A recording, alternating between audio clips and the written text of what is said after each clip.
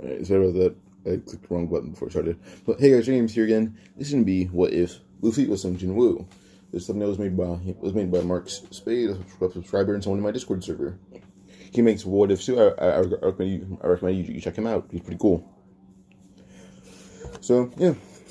Now, before we get into what if, instead of settle things first, Sung Jin Woo, I'm pretty sure lately in the manga might be 25 years old. So Luffy post time skip will actually be 25 years old, which would make him around 3 years older than Ace and Sabo, who would be 22. So Luffy would be 3 years older than Ace and Sabo, which would make him 1 year older than Zoro and Sanji. Not 1 year. It would make him 4 years older than Zoro and Sanji, 5 years older than Nami, and 6 years older than Usopp. Then what else? So 6 years older than Usopp. Chopper's like 15 when we first meet him. So Luffy's like 8 years older than Chopper. And then we would get with let me check this one real quick, fact check this. Okay, so if I'm correct. 3 years older than Ace and Sabo, 4 years older than Zoro and Sanji, 5 years older than Nami, 6 years older than Usopp, 8 years older than Chopper, and then we would have Robin, who he is 3 years younger than, 19 years younger than Jinbei, 63 years younger than Brook. And I'm pretty sure pretty sure Yamato, who I assume would be the next crewmate. Yamato is almost 30, so she's 29. So she might be she's like 4 years older, I think. But yeah, screw it. So the 80s might be messed up, but I don't care. So yeah, basically, this time everything would go the same up until Higuma would arrive. So when Higuma arrives, Higuma would go to punch the bottle that Shanks is holding after Shanks offered it to him. And before Higuma can even punch it, Luffy kicks it and kicks the bottle in the air as high as he can, and he would catch it. As Luffy he lives with Maki now, and he basically just kind of like a security guard and just a janitor. And not only had to clean up any mess, he don't want Higuma to make a mess. And as Luffy got the bottle, Higuma would go to slash Luffy, thinking him as just someone that would try to hit him. But Luffy was able to dodge pretty easily. But as he dodged, Luffy had realized that that Higuma messed up with the countertop, which Luffy's pretty pissed at. And Luffy wants to pick up the stool and hit Higuma right in the nose with it. And Luffy hit Higuma hard enough to basically break off a piece of the bone, a little bit past the cartilage in his nose, but it broke off a piece of that bone and it shot right through Higuma, right into Higuma's brain. It didn't kill him, but made him a vegetable. I was pretty sure that does happen. Pretty sure someone had described it, for who it was, but it was a YouTuber. They described it as just, I don't know, and I forgot what they called it. It might have been like a lobotomy, but I don't care if that's wrong or right. That's what someone called it. So yeah.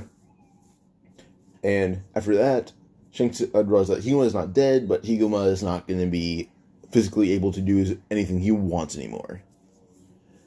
And the bandits were told that immediately, and they were kind of shocked, as Luffy had hit Higuma that hard. Luffy threw the bottle back to Shanks as he ran at Higuma's bandits, and began beating them with the stool.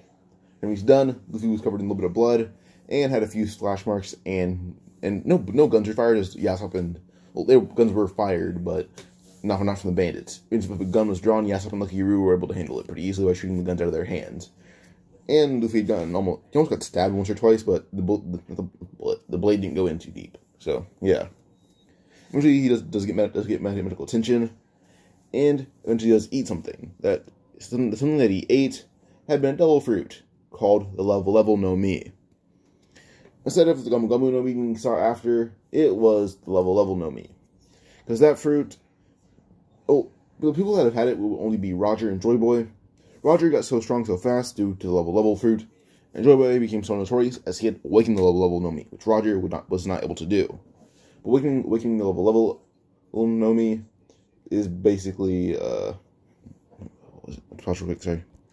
Alright, so what was it? Yeah, so awakening the Level No Mi is basically obtaining the power of a demigod in a sense.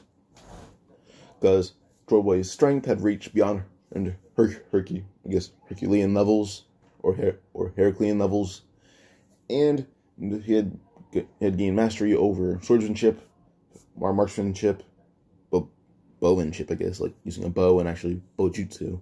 Basically, any weapon you gave Joy Boy, he had mastered. Joy Boy became a jack of all trades. His intelligence even peaked, but he was still pretty goofy. So yeah. Now, Luffy ate the level Nomi. He kind of just ate it thinking it was normal food. And he ate it. Shanks and the rest of the crew had their jaws drop, and they're actually pretty scared. Now, the reason they're actually pretty scared is because Luffy had eaten another fruit they had, the Gomu Gomu no Mi. And the level fruit, it kind of was different than any other devil fruit. It adapted to the user's body. And Joy Boy and Roger, their body was already plenty strong by the time they had died. The thing different is that Roger died from a sickness. Level fruit was slightly affected by it, but due to Joy Boy's body being so strong, level fruit inherited some of that strength. So when Luffy ate the Gomu Gomu no Mi, his body suffered little to no effects. Pause real quick. Sorry, Ed, say goodnight to my brother. Alright. Now, so Luffy's body suffered little to no effects from eating second devil fruit. The only effect that he got was that basically, well, the Gomu Gomu no Mi would, I guess, how do I say this? Well, not the Gomu Gomu, level no Mi. It would take a lot longer for Luffy to awaken the level no Mi. So what I'm saying is that Luffy would have to have a very strong understanding of Haki to even get a really good understanding of Haki to even get further abilities, as his second devil fruit would basically postpone a lot of the abilities, as it could make learning Gear Second, or not Gear Second, making Gear Fourth almost impossible. So we haven't actually gonna handle it, just a spoiler. Luffy won't know about Gear Fourth, won't even learn it until he gets to Dressrosa, trying to find some way to beat Doffy. Unless I decide to make him strong enough to beat Doffy pretty easily. But yeah, Luffy may not even know about Gear Fourth up until Dressrosa. That's how much Luffy, he won't even learn it during the training with Rayleigh. He has the ability to do it by the time he leaves. That's really it. He just doesn't do it because he doesn't know he has it. But yeah, just to say that. Now, I'm gonna go to basically Shanks and everyone else trying to take care of Luffy. As they try to take care of Luffy, Luffy does claims he's fine, and Shanks leaves Operation Haki, so the rest of the crew just make sure Luffy's body is actually in peak condition. It was just Luffy's brain felt a little different. As learning part of his body, they felt, not learning part of his body, learning part of his brain, part of the brain that would, I guess, help him learn a lot more. A certain part of it felt weird. And what happened was basically Luffy's body would take in knowledge of other things. It was just the Haki was postponed. That's really it, the Haki. So Luffy would take a lot longer to learn Haki, or it would be harder. Now, we're going to basically go to when, Shanks wants to leave. When Shanks wants to leave, Makino should be very mad, as it's been a few days, and Luffy's body, they said there wasn't any changes in it, which she's very mad at. So, she said that she already called Garp and was able to postpone him for leaving for another almost a year. So she wants them to take Luffy around the East Blue and train him, so his body can actually just get stronger for the part that he had messed up. And she doesn't blame them, but she also blames Luffy. So yeah. Now as the as Shanks had heard this, he's like, alright then, well, I'll train him. By the way, you say Garp? Shanks was like, so she's gonna skip past Garp.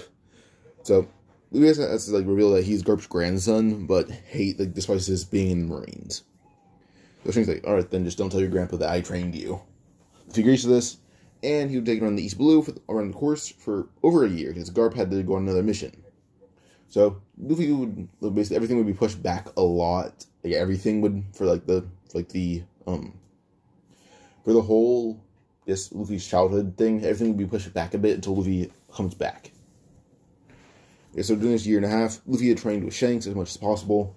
Shanks mainly taught Luffy how to use guns, swords, cannons, any weapon that Shanks could get his hands on. He taught Luffy how to use.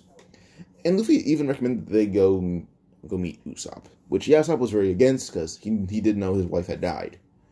But Luffy kind of convinced him to do it. So as they go and meet Usopp, well, first they arrive, and Usopp runs first saying, I have a crew of 10,000 pirates. You'll leave this island alone. Usopp immediately recognized his voice saying, Usopp, no you don't. This East Blue doesn't even have 1,000 pirates. Usopp immediately recognized his voice yelling, Dad, you deadbeat, where were you? And he says, oh. That was an unexpected response. So they ran down, yelling at Yasopp, crying as well as he had not had a parent figure for almost 2 years. And he had asked who Luffy was. Luffy's hair is very similar to what you see here. That's what his hair looks like. And Luffy mainly just wears kind of just a black trench coat, some black pants, his sandals stay the same as that's what he prefers, and a black shirt. So yeah. So basically, Usopp had asked who Luffy was. Luffy explains that he's just someone training with the crew. And during this time, Luffy did learn observation haki, which is the only form of haki that was easy for him to learn. He tried to learn armament haki, and his body just felt too strained to even try to do it. So, yeah.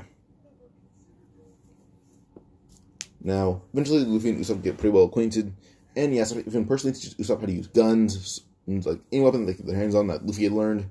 They teach Usopp the same weapons. Eventually, Luffy does have to return not Start Village, to Dawn Island or Fuchsia Village.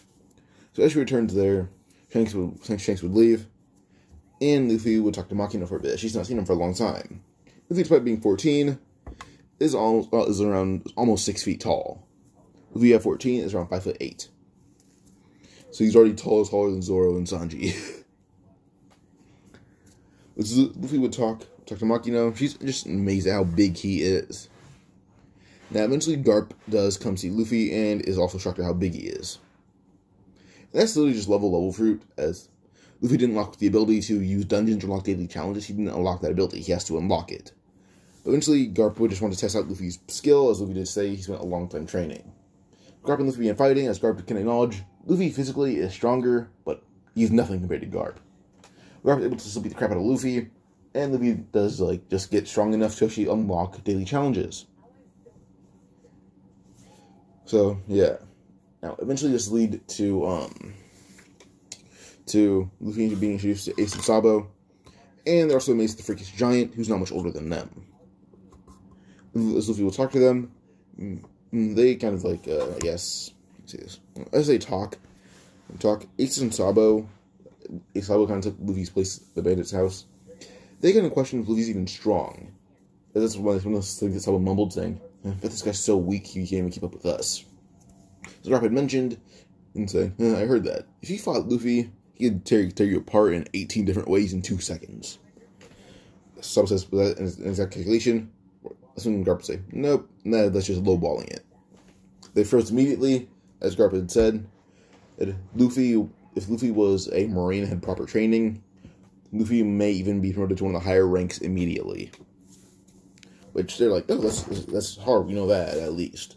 So, yeah. Now, eventually, when Ace and Sabo run off, Luffy will begin doing his daily challenges, which is around a 10-mile, not around, I guess. I'm pretty sure 10-kilometer run, not even 10 miles, it might be 6-7 miles. And then one of his tasks is to beat one of the animals in the forest. And he was the Titanic bear. Titanic bear is around 14 feet tall. So when he fights it, it's just a pretty big bear. Eventually, Luffy's able to jump high enough to grab its neck, and he then just pulls fingers into his fur and pulls down, kind of gutting it with his fingertips. As he does that, Luffy would equip the challenge and levels up. When he levels up, is actually his durability, as gutting a grizzly bear with your fingertips is no easy challenge. Luffy would have to have strong and durable fingertips. So as he does that, pause real quick, sorry. Forgot where I was, but yeah, Luffy gutting a gigantic bear with his fingertips would require lots of physical strength and finger durability. So Luffy's body would get an upgrade with durability, so Luffy's strength is already through the roof. Now Luffy would continue going through the woods, trying to just make sure, just find the limits above his daily challenges. And for fighting, he doesn't get any extra credit for it like he does for other things. And all he really gets is just basically he can do, instead of doing 100 push-ups, he does 200, which is really good for him. They're doing 10-kilometer run, he can do 20. He kind of doubles everything except for the fight. So yeah. Now, eventually, the next 2 weeks would come, and Luffy had done the same challenge over and over. And basically, his fingertip strength is just amazing. That's what he had used. Once that's out, just his little bit of power that he can do. And fingertips is kind of what he used like for a few days. So he started to practice his kicks, and Luffy, instead of like getting strength physically, was actually just get knowledge of martial arts. And Luffy eventually was able to learn Kyokushin Karate, Kung Fu, Taekwondo, all forms of Taekwondo, like ITF, and I'm gonna add in Renewal Taekwondo. I like that a lot. So able to add in Renewal Taekwondo was what he made. So ITF, WWTF, and Renewal Taekwondo, then Kung Fu, Shaolin Kung Fu, Kyokushin Karate. This kind of stuff he learns. And Luffy also has Observation Haki, which can get amped up a bit, but not a lot. Because like I said, even though he's kind of postponed his abilities, like it pushed him back. But yeah, Luffy eventually becomes roaming around the Great Terminal trying to find some things, as he's sick living with the bandits. He hates it. So with his vast knowledge, he's just going to make him try to build himself a house with the materials he can find in the Great Terminal. And eventually, after he picks up enough materials that he thinks are high end, and he put them in a corner, or not corner, but a portion of the Great Terminal. Sorry, I'll quick one more time. Sorry. Once he had found them all, he was able to look at, able to see Ace and Sabo being chased away from. You'll see everyone, not everyone, but Ace and Sabo being chased away by Borchemi and his men.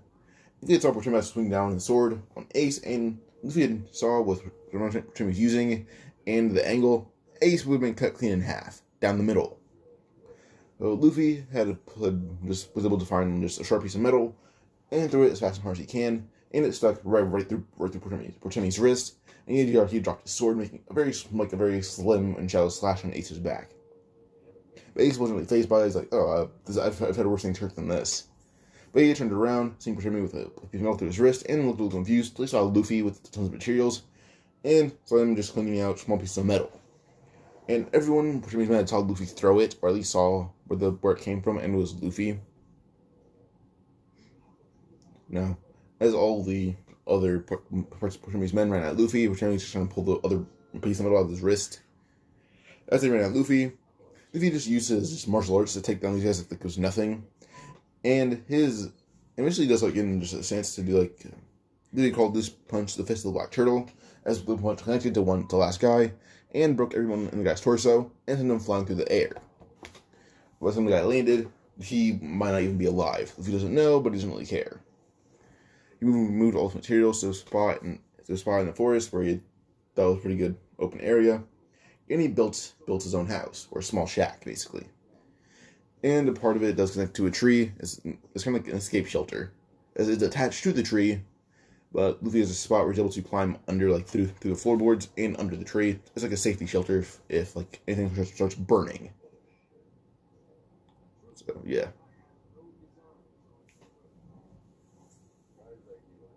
Now, as Ace and Sabo kind of just found where Luffy was living, they didn't see how much of the house he had built so fast, but they were able to see that it was decently built. And the whole thing kind of built of steel, so portions of it are bulletproof. Parts of it are built with wood, but like the outside will have metal, and then on the inside he reinforces it with lots of wood, and the wood's coated with metal and paint. But yeah, it's a pretty cozy place overall. And eventually, when he does meet Ace and when he formally introduces himself to Ace and Sabo, they don't really talk much unless like they're like, "Oh, thank you for dinner." So as he talks to them, and he actually offers them a place in the treehouse up there. So they take it and they go there. Now, as they live up there, they actually get along pretty well. Now, Borchemi and his men are actually killed by Blue Jam due to the fact that, say this. Well, they're killed due to the fact that they were beaten up by a single teenager. But they didn't say that this teenager was pretty big and pretty damn strong. As the one guy that had everyone broken, he had died once he hit the ground. As he already had a good portion of his spine broke, basically his whole spine. And his whole spine, his ribs, many of the things in his torso were broken and ruptured and exploded. Like, his organs and bones were not okay once he hit the ground. And once he hit the ground, some of his broken ribs went to the lungs, and yeah, he kind of just died. Now, Blue Jam was like, alright, well, if this guy's so strong, we need to have numbers. We need to have numbers, we need to have guns, knives, everything that we can get. So, They spend the next few months gathering weapons and people. Now, as they just come out of hiding, go back to the Great Terminal, they had thought the place was a lot more organized. And they asked one resident who actually didn't like how it was going, says, "Oh, well, welcome to your terminal." And they said, "Oh, some pirate cruisers tried to conquer this once you left, and some kid named Monkey Luffy had conquered the whole Great Terminal and Dawn Island. Even the guards fear him." And Ace and Sabo, they'd been introduced to something that Luffy had unlocked recently: dungeons. Dungeons that they've only gone in were E and D rank. But then again, they had strong monsters either way. These monsters were double the strength of the King of Force, which Ace and Sabo already struggled with. And one of them was just a gigantic dog-wolf thing. And as they had fought it, Luffy was doing it pretty easily, but he still grew in strength pretty fast. I'm gonna pause real quick to figure out something.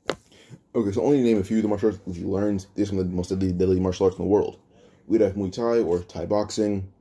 Then, in Sakom, Kali, Krav Maga. And I'd like to incorporate Marine martial arts or Marine Corps taught martial arts. Yes, these martial arts may not be taught like around this era in One Piece, but still, again, martial arts, I think they seem pretty cool. So those are the most deadly martial arts actually in the world. So here, and then Taekwondo, Jiu-Jitsu, Karate, Kung Fu. Those are also some pretty deadly martial arts. So Luffy learns a majority of those, and which makes Luffy a pretty fearsome opponent, as fighting him is almost a death match. If he goes all out, so to say. But Naruto doesn't really use martial arts, he'll use like one or two moves from each, and that's really it. So never just a full-out attack or assault. But eventually this does lead to Blue Jam's crew, like, alright, well, we have numbers on him, we should be able to kill him. Ace and Sabo, they had learned like the deadliest of deadly. Sabo had mainly learned Bojutsu and a bit of swordsmanship. As when he learned swordsmanship, like, Sabo just chose to be deadly. Like, deadly, but non-lethal. Like, these attacks would kill you if you went all out. Then Ace mainly stuck to brawling, but was also able to just learn a lot of holds, and trying to bend steel.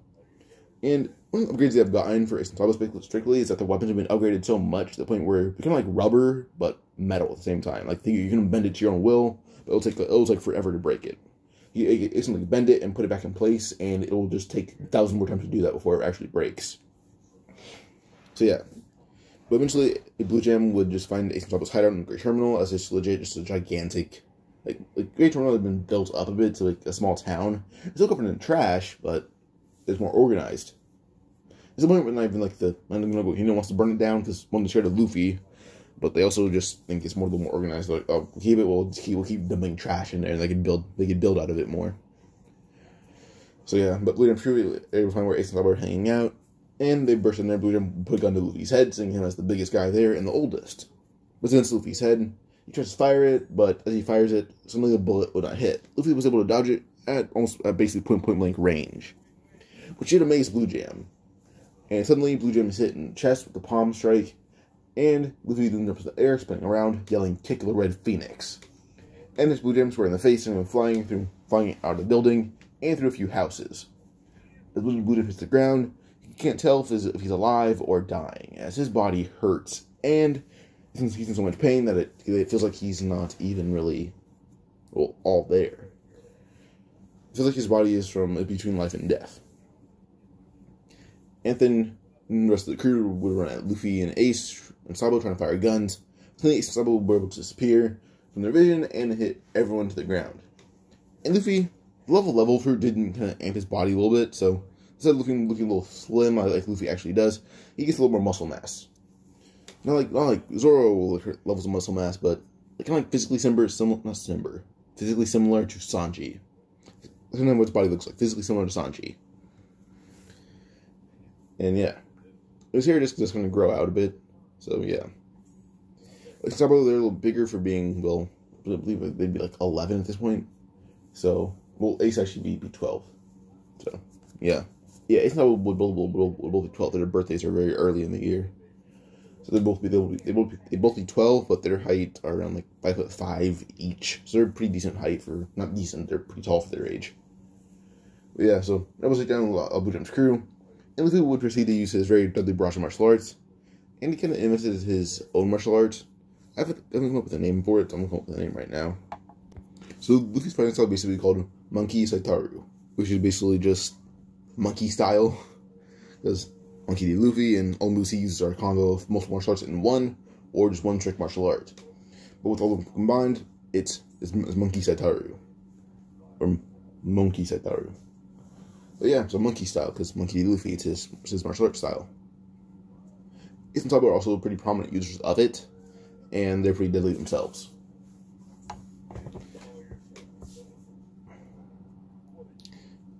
Eventually, after like Bleeding Screw is defeated, we didn't able to get back up after deciding that he is alive. It was just he was in a lot of pain.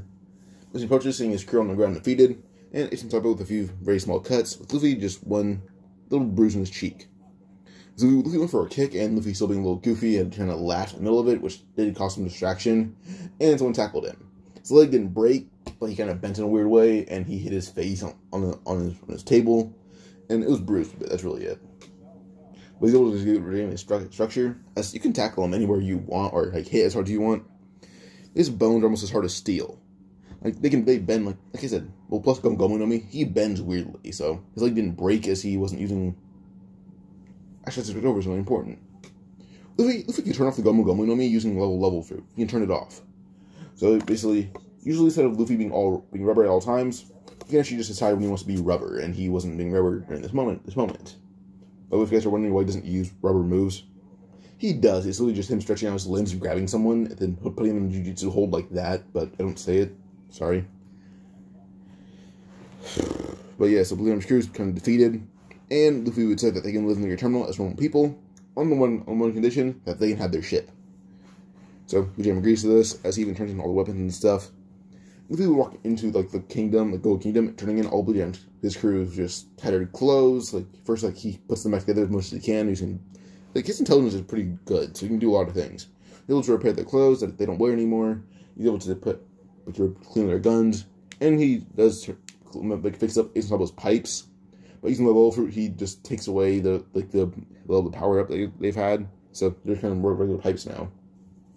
He turns all this stuff in, and in total, he gets around exactly 100 million berries. As he gets all this, he's able to buy a lot of materials to the Great Terminal, and Sabo, using Saba's swordsmanship, actually given a, like, kind of like, I guess, it looks like a staff, but if you pull it hard enough, it reveals a sword. So, like a sheath, but it's really hard to remove it. And Sabo is strong enough to actually remove it in one fell swoop. In fact, at least slightly above average strength to do that. Sabo's able to do it, so it's Ace, and Luffy can legit do it with his pinky. So, yeah. Yeah, you guys are getting what I'm saying. Well, Sabo and Ace's strength are kind of almost equivalent to Luffy using his pinky. Almost. It's slightly stronger than that. It takes Luffy at least 2 fingers to knock them both out. But yeah. Luffy is very well knowledgeable of where to hit pressure points. So, yeah. Now, as Luffy would press stuff from your terminal, Luffy would be approached by the leader of the guards in Gold Kingdom. And they'd have a conversation about Luffy and Sabo joining the ranks of the military in the Gold Kingdom. Well, Luffy would decline, but he offers up something else. That would make them a very prominent country. Now, the instructors, well, the leader is very intrigued by this, as Luffy explains. He'll gladly teach some moves from various martial arts he knows, and a bit of Monkey Saitaru. But on one condition, that the Great Terminal can get all the materials they want. Like, they get materials, so Luffy teaches Monkey Saitaru, and on condition that people in the Gold Kingdom can actually get houses there. And they can actually expand the Gold Kingdom in the Great Terminal, but people there have to get houses. And he'll actually train people in the military a lot harder, on the condition that the homelessness will kind of be taken away. People can get houses no matter what. And they also cannot touch the forest. And they agree to this. So the Great Terminal is suspended, and the Gold Kingdom will take it over. But people in the Great Terminal get houses. Luffy and Sabo can get their own little place there. Well, actually, no, they don't. They have their own house in the woods. But yeah, bandits also going to get some materials that they didn't use for the Great Terminal, so they're able to just get all the materials, and they're able to expand their house or their shack.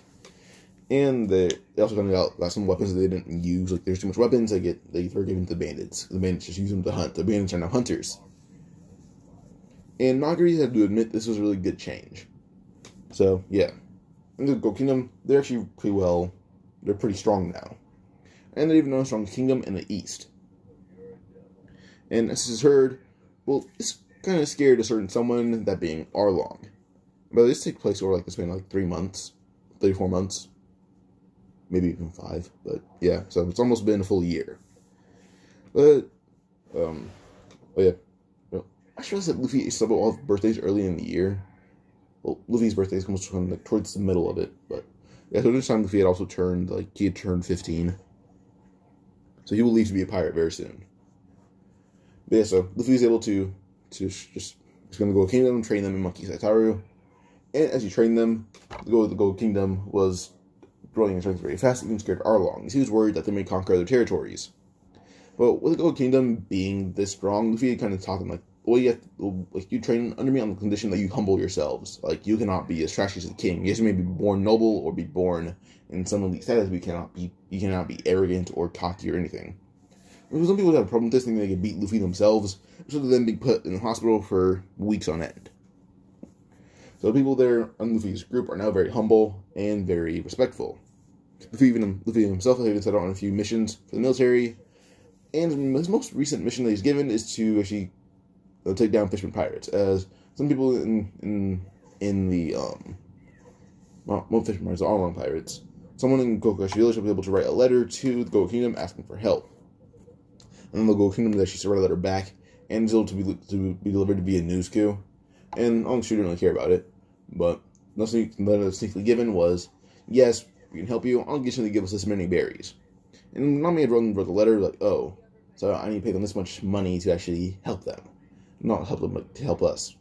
But Luffy immediately was like, as soon as he got the letter back, like, alright, I'll pay you, just at least send one soldier here, or at least one messenger here, as like disguised as some way, and I'll give them the money.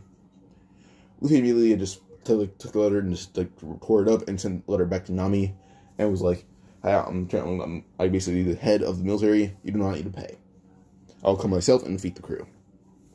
Nami almost brought to tears seeing that, and Luffy and Sabo will go to the village. As they arrive, Nami was like, oh, these are kids, are they sure they can do that?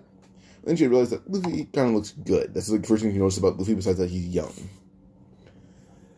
But Arlong really walk up Luffy, standing over him, and how tall is Arlong?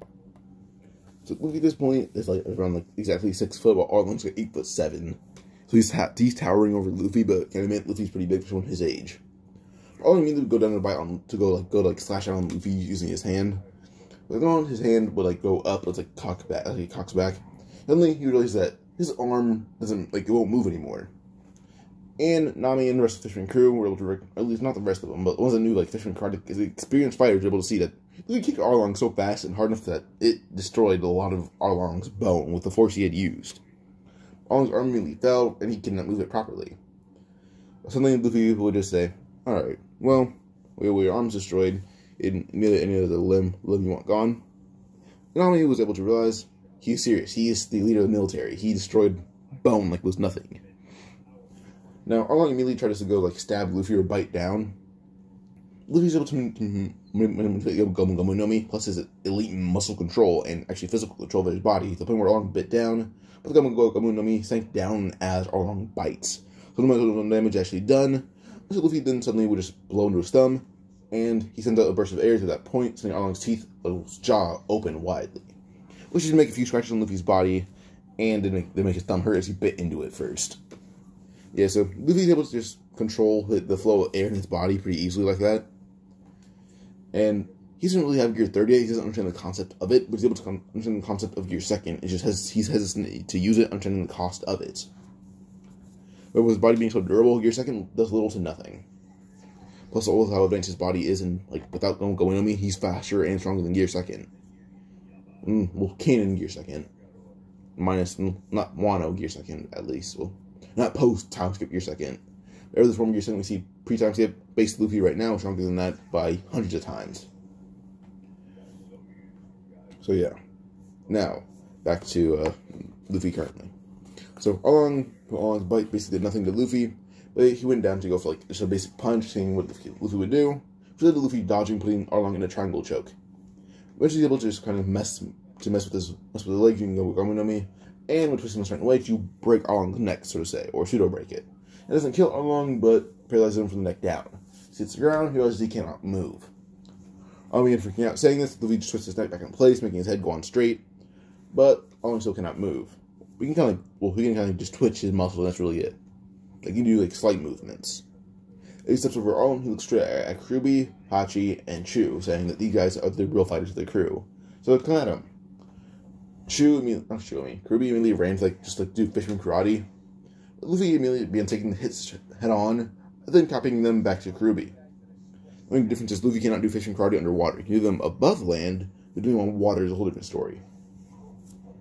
Eventually, he's able to beat Kyuubi in Kyuubi's own moves, minus the ponytail thing. That's one of Kyuubi's moves, and like the fin technique. He just uses his elbows as fast as he can doing that. Now, back to basically Chu and Hachi. So Hachi is easily handled by Sabo. Sabo just said that you're pretty weak. And Nami is amazed that someone so young like Sabo is able to handle this pretty easily. And then we would get Ace, who just beat the living hell out of Chu. Like, Chu's begging for mercy at this point. Yeah. So the rest of the Arlong crew and Luffy saying, like, he can't beat us, we have numbers. Luffy had to use what's Luffy's fighting style called? Let me figure that out again, I'm sorry. I messed it up. Monkey Sutairu. So, Luffy would use that against the rest of Arlong crew. And Kyuubi, not being conscious that much, was able to realize that Luffy is a true fighter, a genuine fighter. Eventually, the rest of the crew hits the ground, just dead or not being able to move at all. And Luffy began walking away, looking at Nami, saying, "You're the one that wrote the letter." Nami would nod and began crying and hugs Luffy. Luffy just smiles, rubbing her head, and says, "All right, well, I called the Marines on my way here. They should be coming to pick you up." Pick up the crew. The Marines arrive, and they pick up the rest of Arlong's crew, taking them away.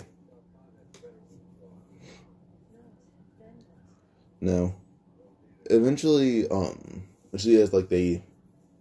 as the Marines leave, they thank Luffy. And Luffy does say, like, he's not an ally of the Marines at all. He is literally training the Marines, so people in his kingdom, not Marines, he says he's not an ally of the Marines at all, or ally of the kingdom. He's quite literally just training people in the kingdom so other people can be safe. So the Marines say this as a military behavior until Luffy just say he wants to be a pirate. He prefers that. So they're kind of shocked. But knowing what he did to the crew himself, they don't want any part of it. So they leave, and now Luffy and Sabo head back to go Kingdom. As Nochiko kind of winked at Luffy as he was leaving, but then again, Nochiko's pretty young at this point. Luffy's 15, Nochiko's like 13, 12 maybe. So yeah. But Luffy heads back to go Kingdom with Ace and Sabo, and they do meet Nagri. Go Kingdom admitted like the army's strong enough that Luffy can stop training them if he wants, and the Kingdom have been humbled enough to the point where even the king have humbled himself. Like, Sabo's parents, they didn't want him back, and the king's like, no, Sabo's a military asset, and being raised by someone who isn't Luffy would seem to be bad. So, Sabo's parents immediately are like, nope, you can't have Sabo, he's Luffy's.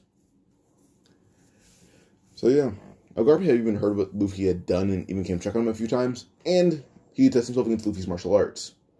Now, Garp had to admit, Luffy's martial arts were a whole different league than Garp expected.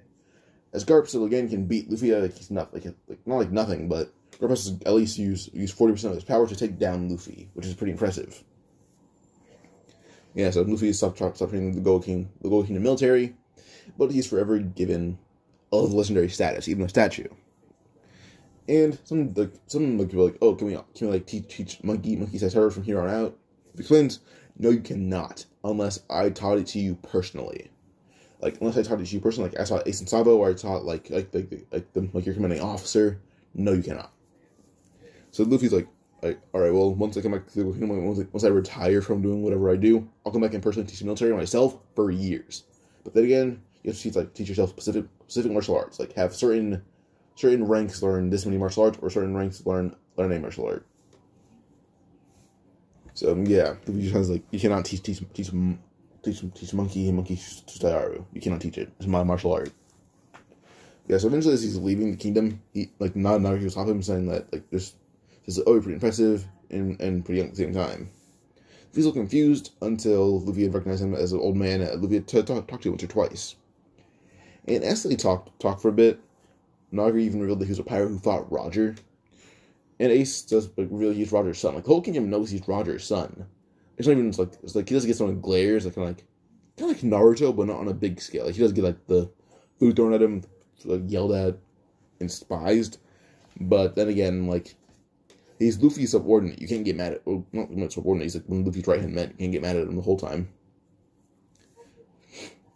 So, yeah. Eventually, Nagri does offer to train them a bit, and Luffy accepts. Because he does assume that someone who's from that era, who's supposedly really strong, might know Haki. Luffy began trying to upgrade his observation Haki and doing dungeons, as he hasn't done them for a while. But Luffy's growing strength, he was able to basically do a C rank dungeon, which is very challenging for him, I guess. Like he's able to do it, it's just right for him.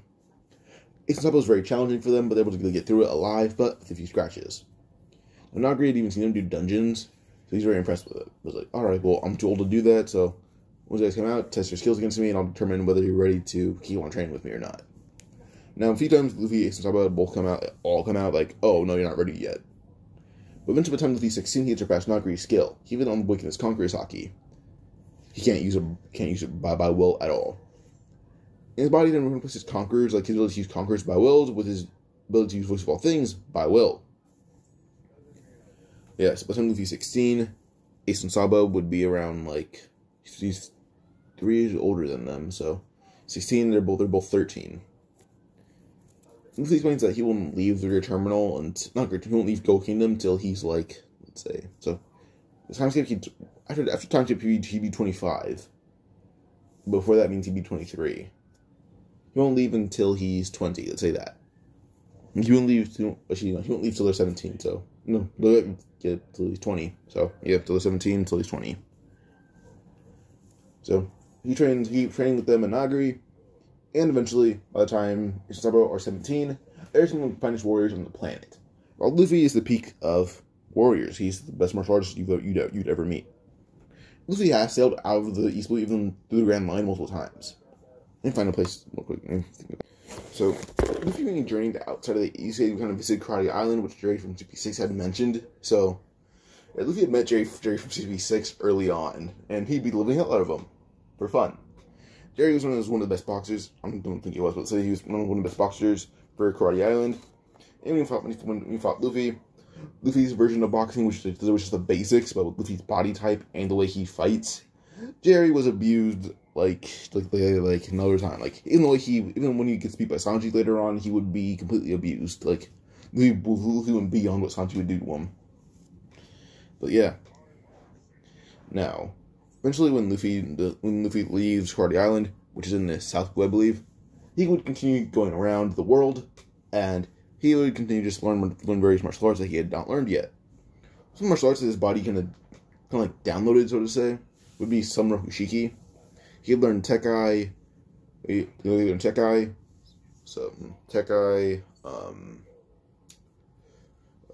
Tekai, Soru, and let's just say the normal versions like Skywalk and Tempest Kick. He's missing Paper Body, I believe, and that's really it, just Paper Body. But yeah, he also learned Hasho Ken, as he had met Sai from the Hoplo Navy. And when he met Sai kind of thought he was like some random teenager on a boat. And when Luffy had actually just was driving by, well, not driving by, when he's sailing by, Luffy looked at the crew, looked at the crew on the ship, and mumbled under his breath saying, these warriors are very weak compared to Gold Kingdom. So I'd heard that jump on a boat saying, what was that? And Sai, I'm gonna find Sai's brother's name, let me check real quick. So Sai, Boo, and Tinjao would jump on the ship saying, what was that? Was that you, brat?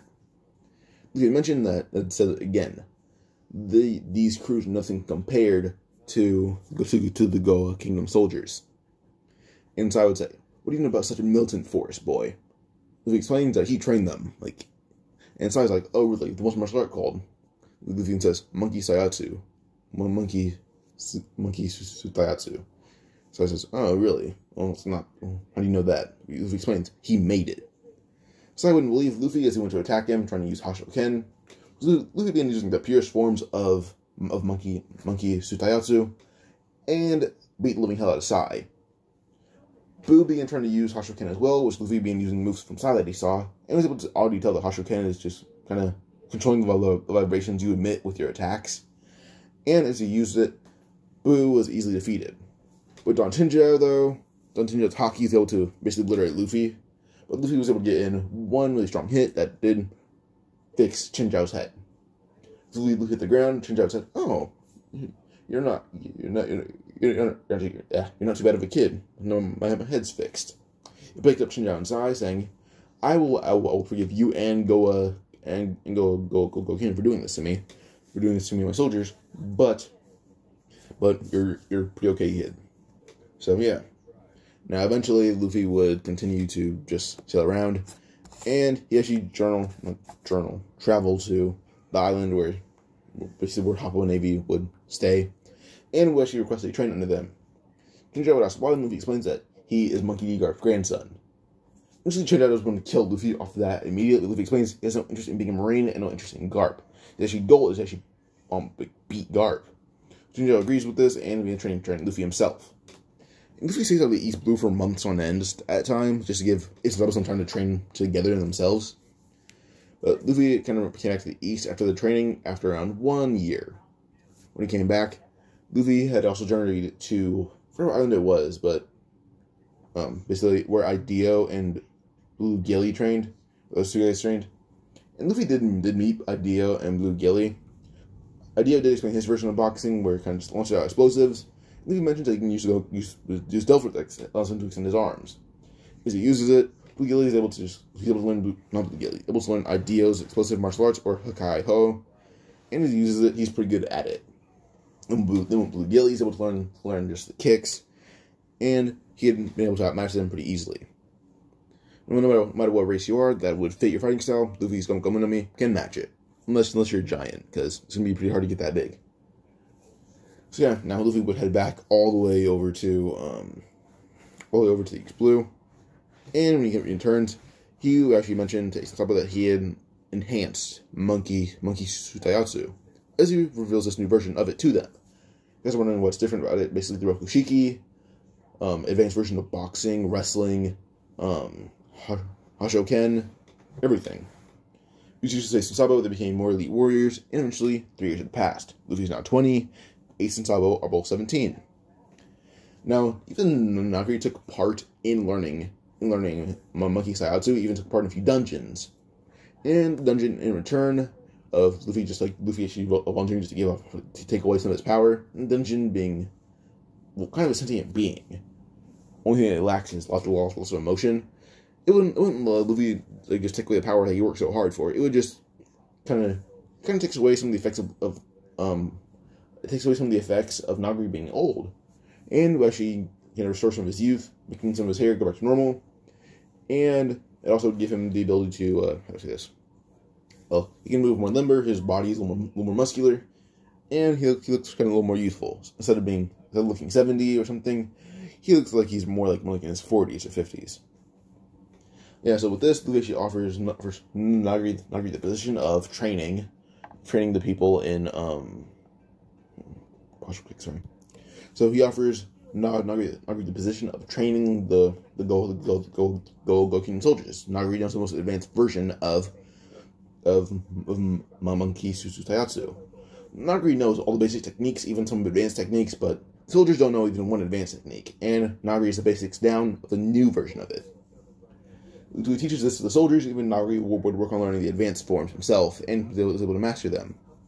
But first off, Luffy saw them go out and build their ships. Luffy insisted on it. As they took apart Blue Jam ship, Nagri's ship, as Nagri didn't use it, they took apart even some ships that the Gold Kingdom offered Luffy. But yeah, the Gold Kingdom didn't want Luffy to become a pirate, but they couldn't stop him. So, yeah. Now, eventually, Luffy does have a ship built on as the Gold Kingdom shipwrights had helped him, and plus his very vast knowledge, he's able to build a ship pretty fast. So we're Ace and Sabo. By the time the ships are built, Sabo's ship is just called the Striker. Now Luffy just calls his ship Jin. And if you're wondering about some of the powers that Luffy would get from the dungeon, Luffy's power is a little more latent, because 2 double fruits push back a lot of things. Now, Luffy's ship is usually just named Jin. And then Sabo kind of just named his ship Galley. Like gallery, galley.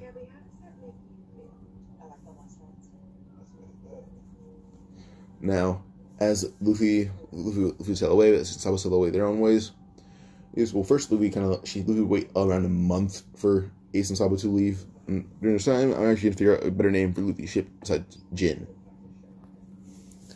Now, Luffy's ship is going to be named basically Monkey King or Monkey Kingu. That's the name of the ship. One of the translations I got was Monkey Kinjaku, or not Kinjaku, Monkey Kinjiku. So kind of that. So yeah, Monkey Kinjuku. That's the name of the ship.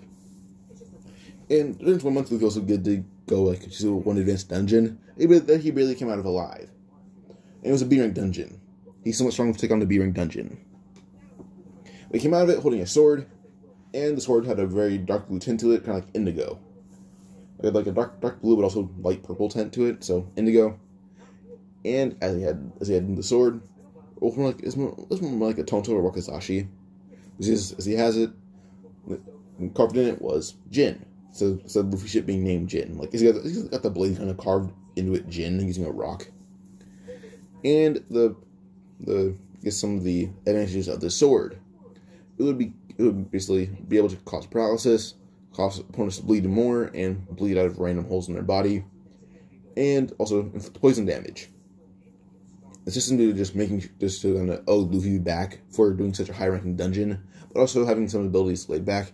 He gave Luffy a little more abilities, which would include, first Jin, and then he was also given regeneration, and disease, and debuff resistance, which would mean you cannot weaken Luffy's body, and then he cannot get disease, which would also kind of include that Luffy cannot get drunk, so he can drink as much as he wants to, and his body will treat it like water. So yeah. Now Luffy already has advanced skills in swordsmanship due to training Sabo, and already having like a lot of martial arts for swordsmanship. Now Luffy does eventually leave, and Sabo and Ace already left the East Blue. Sabo decided he wants to join the revolutionaries. The revolutionaries have their eyes set on Gold Kingdom until Dragon says, "Oh, my son set the kingdom straight." Like he revealed that Luffy is his son, and he set the kingdom straight. So Sabo is able to find out where they live, not where they live, but where the base is pretty easily just through his very vast knowledge. He's very smart. They're able to find the island where it was in around a month. When he gets there, they're pretty questioning who he is. So Luffy does reveal, Sabo reveals that he's Luffy's brother, as he does assume Dragon is, he doesn't know who Dragon is. Like, he just like, oh yeah, you're Monkey Dragon, Garp told me who you are. And he does say that he's Luffy's adopted brother. And it's requested to join the revolutionaries. He joins, and he does explain that the Gold Kingdom is a lot more humble of a kingdom. Yes, they finish wars pretty easily. Like, they're not even like a kingdom anymore. They don't start wars. They're asked to help solve it. And whoever pays them more on one side, they help. The Gold Kingdom is like a mercenary kingdom in a sense now. Like, they're humble, but they're strong. And so I was explaining that due to his very big involvement in training them, if he wants to, he can probably have them join the revolutionaries, or have a good percentage of them join. But he's not going to do that because they're all good people. And now Ace would try to find Whitebeard as he wants to join his crew. He goes to find Whitebeard. He eventually is able to find everything. He finds the island where Whitebeard is, and he also finds Devil Fruit. And with Master Deuce, he didn't eat the Devil Fruit first because Master Deuce insisted that Luffy eat it first. But Luffy, first off, Ace was like, "Oh, you eat the fruit." And Master Deuce was like, "No, you eat it." So Ace took a small bite out of it, which was still get a lot of power. But he took a small bite and still gives it to Master Deuce. Master Deuce eats it, and Ace is still the one that ended up with Mary no Mi powers. But Jinbei, we're going to go to that now. But when he meets Jinbei, Jinbei is like, "Oh, your body's really strong, it's honed, and you look like someone that, you look very familiar." Basically, when Kurubi and the rest of the Arlong Pirate crew was arrested, Kurubi, Chu, and Hachi escaped, Arlong still being arrested. Well, Chu was actually recaptured, Hachi and Kurubi escaped. Kurubi went back to Fishman Island hoping to get stronger and be able to beat Luffy someday. And Kurubi described that basically oh yeah, there's this boy named Luffy. I was able to figure out his name. Any of these two boys beside him, and they look like this. And then he's able to assume that basically it's like Ace now. He's able to assume what Ace looks like as an adult, and Ace fits the description thing. And they happen to know anyone by the name of Monkey D. Luffy. Ace explains that yeah, that's his older brother. So Jinbei's like, oh, so you must be a user of monkey Tsutsuyatsu, and I hope you give me a good challenge. Ace says that he's actually a master of it. Besides, like there's 4 masters of monkey Tsutsuyatsu. Luffy, like in order, the strongest to weakest would be Luffy, Ace, Sabo, Nagari. Those are the 4 masters of it, and they're kind of known as this. I was gonna give them like the 4. Let me check something real quick to make sure this. No, never mind, I can't do it. Because Sabo. But I was gonna have like the four masters basically. Sabo would be from the south, all from non-Nagari would be from some other blue. But Sabo and Luffy are both from the east, so I can't do it. Yeah, so yeah. Now Sabo kind of just calls them Sabo. I mean, Ace and Luffy kind of call themselves the masters of the east and south. Sabo just says that. Sabo, I mean, Ace will say that you're facing the master of the south. So challenge. So hope you give me a good fight. Jinbei's like, you're facing the first son of the sea. Jinbei, I hope you give me a good fight. Jinbei would run at Luffy. Not Luffy, would run at Ace. Trying to go for a good punch. But Jinbei already knowing fish and karate, because Luffy knows a brief version of it. Ace knows like a few moves, so a few of them. They're not involved in Monkey Tsutsuyatsu. But Ace is able to use it, and eventually he's able to beat Jinbei in a matter of 1 hour. In reality, it was just Ace wanting to know more about fish and karate, so he toyed with Jinbei. The rest of Ace's crew is able to tell.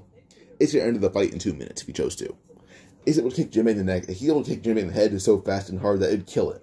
So it didn't really matter. So yeah, he knocks out Jinbei just by choking him out.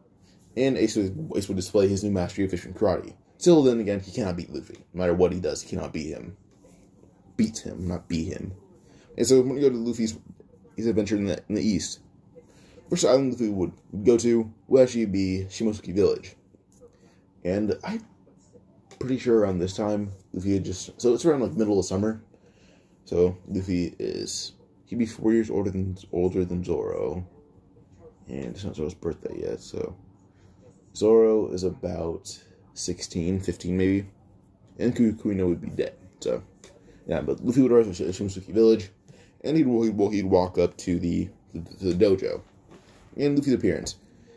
Luffy does still keep on, like... Doesn't really wear sandals anymore. He wears like kind of like slippers, basically. He wears slippers. Luffy still prefers to keep comfy shoes on. Mainly some slippers, and then his pants are not really like just dress pants or jeans. They're kind of like kind of joggers, but they look like jeans. Luffy just wears very, very comfy clothing. Like his clothes, they're basically pajamas, but they don't look like it at the same time. And then he has a basic black shirt, but also a blazer. And he has his undercut. So, yeah. So he approaches the dojo with Jin on his side, and Koshiro doesn't really think Luffy is impressive at all. Kind of thinks Luffy just some like rich kid or some strong person, or not some guy who claims himself to be strong, and just trying to beat Koshiro. But Luffy does explain that he doesn't know very deadly sword martial arts and wants to learn basics because he only knows most deadly versions and he doesn't want to be deadly at all times. Koshiro immediately respects Luffy off of that because like, oh, so you're a lethal person, but you don't want to be lethal. I can actually respect that. So he teaches Luffy these styles, which Luffy picks up in a matter of a week. So he outmatches every student, even Zoro, in a matter of a week. And Luffy does display to Koshiro the martial arts he knows for swordsmanship, and Koshiro would learn those as well. Koshiro would go on strength pretty fast. Even Luffy and Zoro got along pretty well, and Zoro would even pick up these martial arts and incorporate them into one sword style, and two sword style, and three sword style. Zoro would even his three sword style with one of these martial arts, and Zoro even got basics of just basic hand-to-hand martial arts. Koshiro still got a lot stronger, even volunteered to teach them Monokuni martial arts. Luffy explained that he doesn't want to learn a lot of it because he'd copy it too fast. Koshiro nodded as he taught Luffy 3 techniques. These 3 techniques are really very similar to Oden Nitoryu. Luffy still has a lot of time left. He's only been on Shimosuke Village for around 2 weeks, 2 weeks and a half. So, yeah. During time he learned 3 sword style, and he learned 1 and 2 sword style as well. Well, he already learned 1 sword style. He learned 2 sword style and 3 sword style. And basically also taught Zoro Tempest Kick, seeing them as just, if Zoro learned it, it'd be 4 sword style or 5 sword style for Zoro. Zoro is taught 5 sword style. If he learns it, he's very happy with himself. Now, eventually we're gonna go all the way to what was it? Okay, so Luffy would actually go in a dungeon as he learned the basics of some techniques for swordsmanship. And if he puts a dungeon, he actually invites Zoro in with him. Zoro agrees to go in, and as he goes in, this is a B rank dungeon. As he come out, Zoro's barely alive, but Luffy's able to get some and have some blood of it coming out of his hand in Zoro's wounds, so Zoro doesn't die. They heal. Zoro's able to be treated, and Luffy explained that he wants Zoro on his crew. Yes, Zoro is pretty weak, but then again, Zoro is kind of his best friend currently. So, by the time Zoro's healed, Luffy would say that he's going to go leave, and he wants Zoro to go with him. Zoro agrees to this as he leaves, but first off, he has to learn Monkey Taijutsu. He has to learn that first. And the way Luffy taught Zoro is basically beating the hell out of him for hours on end. After a month, Zoro's able to at least gain level of master. Zoro's able to learn it very fast. They also gave brought Zoro to multiple dungeons and taught Zoro in the middle of the dungeon. Luffy would defeat the monster, except for the boss. They'd go away from the boss isn't awoken. And see Zoro in there, Zoro would go faster in there. So Luffy kind of had Zoro farm Monkey Taijutsu in the dungeon. And then Zoro had to defeat the boss himself. As Zoro comes out, Zoro would leave, and Zoro kind of has let me find a picture for you. So this is what Zoro looks like. This one, Zoro actually have lost his eye due to Luffy. So the way Zoro would have lost his eye is the fact that in the dungeon, Luffy and Zoro were training swordsmanship, and Luffy had slashed Zoro. Now, Zoro didn't know he was slashed. It was very slim and shallow cut, but you can't even tell if there's a cut. But Luffy had activated Bleed, and made Zoro's eye bleed by accident. Luffy didn't realize he activated Bleed, and Zoro had lost his eye. But then again, Zoro took it as a sign that he is weak compared to Luffy, which he did not blame Luffy for, so, yeah. And the flesh on Zoro's chest is not as big as one. There's a small scar there, but it's not a very big one Mihawk would cause later. So, yeah. Ignore the memes that you see here. That way, wrong thing. Yep, downloads. Boom. Now, we'd have Luffy, who would actually just feel bad for taking Zoro's eye, but they sail away. And as they sail away, Zoro would be very happy to be out at sea with Luffy. And Zoro would keep learning Monkey Taijutsu. And Luffy would have one stop he has in mind, Kakashi Village, Nami. Plus, depending on his age, he might be able to get laid. So, yeah. So, he arrives at Kakashi Village. He arrives there and meets Nami, who's at the dock. Nami was just legit out fishing again and saw Luffy on a boat, so she stayed there happy. Luffy jumped off the boat, and he's around 5 years older than Nami, so she's 15 at this point. This sees Nami and Luffy being talking for a bit. And as they talk, Nami's just amazed how big Luffy is. Luffy's 20, and when he was 15, 15 or 16, he's already around 6'1". So Luffy keeps growing as the max height in family. So far we've seen from Garp is probably 9'5" maybe. So Luffy's height would keep growing, and Luffy at 20 is now 7'5". So he talks to Nami for a bit, and as they talk, Nami just keep blushing at Luffy because he's attractive. Real quick. At this point, she's 17, so yeah. But only dropped 1 year, so screw it. Luffy, so no, she gets laid by Luffy, or other way around. I don't care. But yeah, Luffy and she go do 18+ things. You know, so eventually they leave, but Luffy does take Nami with him. Because he doesn't know she's a good navigator, and she doesn't tell him that she's a good navigator. He takes Nami with her. With him, I mean, not her. He takes Nami, he then has another person in mind, Usopp, as he remembers giving Usopp proper training with guns and martial arts. But the sad thing for Nami is, she's not a warrior, which Luffy is not okay with. So, Nami has to go to the gold farming and dungeon thing. But Luffy does it in the E-rank dungeon for her, as Zoro was already stronger than Nami, like hundreds of times over already, so he didn't need an E-rank dungeon. We trains Nami in E-rank dungeons, and then works her way up to training in a B-rank dungeon. As Nami finished her training, she was just, exhausted, even had a few scars on her body. Remember, if you know what Mori Jin looks like from God of High School, like his body, like just scars. Nami has a lot of those similar scars. Zoro already has all those same scars, but in this one he does, just from Luffy beating the hell out of him. Like, Luffy's crew is very messed up from the stuff he does. Nami has one scar on her palm, one scar on the other back of her hand, a few scars on her arm, and one scar on her leg. These scars like aren't too deep. Luffy makes sure they aren't too deep, but yeah. Now they go to Syrup Village. When they get there, Usopp was able to recognize Luffy immediately as who wouldn't recognize their master. So Usopp kind of just goes down the dock. Goes on the dock. Well, she has the dock. Let's say the village got more organized. Goes in the dock, and Luffy would see that there's a man accompanying Usopp down. At this point, Usopp is like 13, 14. He meets Usopp, and Usopp is visibly more big for someone his age. Usopp is a little more muscular, and he has Kabuto on his back. The man beside him would be what was it? Cloudor. And Usopp was able to detect Cloudor's evil intention, even mention it to him, and Cloudor did try to kill Usopp.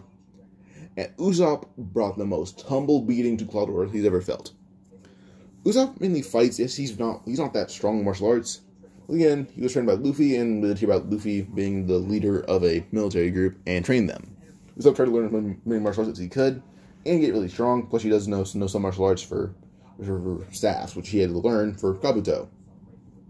So when he fought Cloudor kind of fought to a standstill. Usopp had so much stamina, he was able to pound his face in the ground and almost kill him.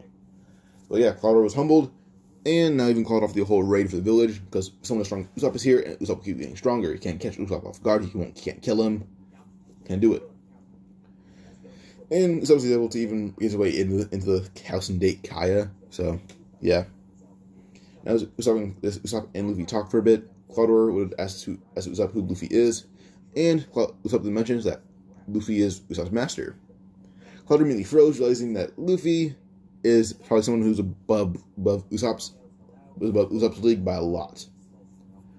And Cloudor actually bowed to Luffy, saying that he's fought Usopp once and was actually an evil person, but Usopp was able to point it out and beat him, and humbled him. He would like to challenge Luffy to a fight. Cloudor will shot Luffy using his claw, and Cloudor gets stronger alongside Usopp as they're now training buddies. It was Luffy trying to use Soryu. Luffy uses Soryu a bit better, and is actually able to see when he uses it. And kicks Kuro through multiple trees, and almost kills him with that. Stones in the ground, Kuro gets back up, realizing that Luffy uses the same moves as he does, just he can see and does it perfectly. Kuro tries to do it again as Luffy then activates Tech Eye as the clash lands, but his blades break on impact. Luffy chuckles, saying, "Alright, I win. You don't have any weapons left." Looks at Usopp, saying, "Alright, well, Usopp, I'm not a pirate, and I want you to come with me." Usopp's kind of nervous because he doesn't want to pull a Yasop. But then again, he's 13, and well, she only has around the time he'd be 13. So he's kind of nervous to do it, but Usopp's like 14. Never mind. But he's 14, and he's kind of hesitant to do it, but he wants to. He asks Kaya, and she says that he should do it. So they stock up the ship that's pretty big now. It's around a little bit smaller than Sunny, but bigger than Mary. They stock up the ship full of food and everything. If everyone remembers about Luffy's shipwright skills, he's had training from proper shipwrights all over Go Kingdom, plus Nagari, who was able to build his own ship himself. Then Luffy also has vast knowledge about almost everything you can give him. Like, the only thing he probably doesn't know is just the Void Sentry and that kind of stuff. That kind of stuff would be the only thing that's hard for him. Otherwise, you can learn everything pretty fast. So Luffy's shipwright skills are barely around Frankie level. Like, Frankie can do better, but Luffy is very comparable to Frankie at this point. So, yeah. That's how good Luffy is. But yeah, so Luffy's able to build a ship, and he's able to build a ship, and it's pretty big. Sail away, and Luffy explains to Usopp that you have to have at least one certain skill on a ship to be a member of his crew, which Usopp would mention, like, oh, what is it? And he looks at Zoro and Nami as they point to their scars, saying, you got these from training with him. That's how rigorous this skill learning is. And first off, Luffy would teach, he teaches Usopp and Nami together how to use a staff, teaches them both. And he teaches them both. He then brings Usopp to a dungeon to farm and learn Monkey Tsutayatsu. It teaches Usopp. Usopp comes out of the dungeon as Luffy's able to kind of have the system bring to a dungeon where time flows differently. Like, for them, the dungeon would flow like, oh, you can be in here for days. In the real world, it's only been like Like, you can be in here for like weeks in the dungeon, and it feels like days in the real world. Like, it won't be weeks, it'll be days. Well, here it's gonna be weeks, not days. It brings Usopp out of the dungeon. As it brings Usopp out, Usopp has a few scars, but he's still in pretty good condition. Now, Zoro only has a lot of scars, so he took training to the extreme, while Usopp took training to the perfect level for him. Even Luffy realized that. Nami just did too much for her body, and Zoro tried to do the extreme to please Luffy. Now Luffy has a one more spot he wants to try out. Well, kind of for food, but also to meet the legendary Zeph. He wants to go all the way over to the Baratie. As he gets over to the Baratie, he climbs off his boat and goes inside. And something he's actually wearing pajamas, like he has pajama pants on, he has the slippers, and has a basic shirt on. They go inside. Zeph kind of like, oh, can I even pay? Looks outside, seeing their gigantic boat. You can already tell that Luffy is someone with money. Now, immediately, some of the chefs begin quivering. Even the giant guy, let me figure out his name real quick. Alright, so Patty is the big guy, but you didn't know this. On the Wikipedia page for One Piece, Luffy is noted as a member of staff for the Baratie as a chore boy. So, Luffy has a job besides being a pirate. He's a chore boy. And I forgot that. Yeah, so Patty would recognize Luffy immediately, and Zeph would question why the chefs are shivering at Luffy's presence. And Sanji would question, like, yeah, who the hell is he? Is he important or something? Patty reveals Luffy is in charge of the military of the Gold Kingdom, or he used to train them. So he used to train them. I mean, that must mean like he got too weak or something. What he explains, no, is that he didn't want to train them anymore. He didn't like being in the military. He hated it, so he left.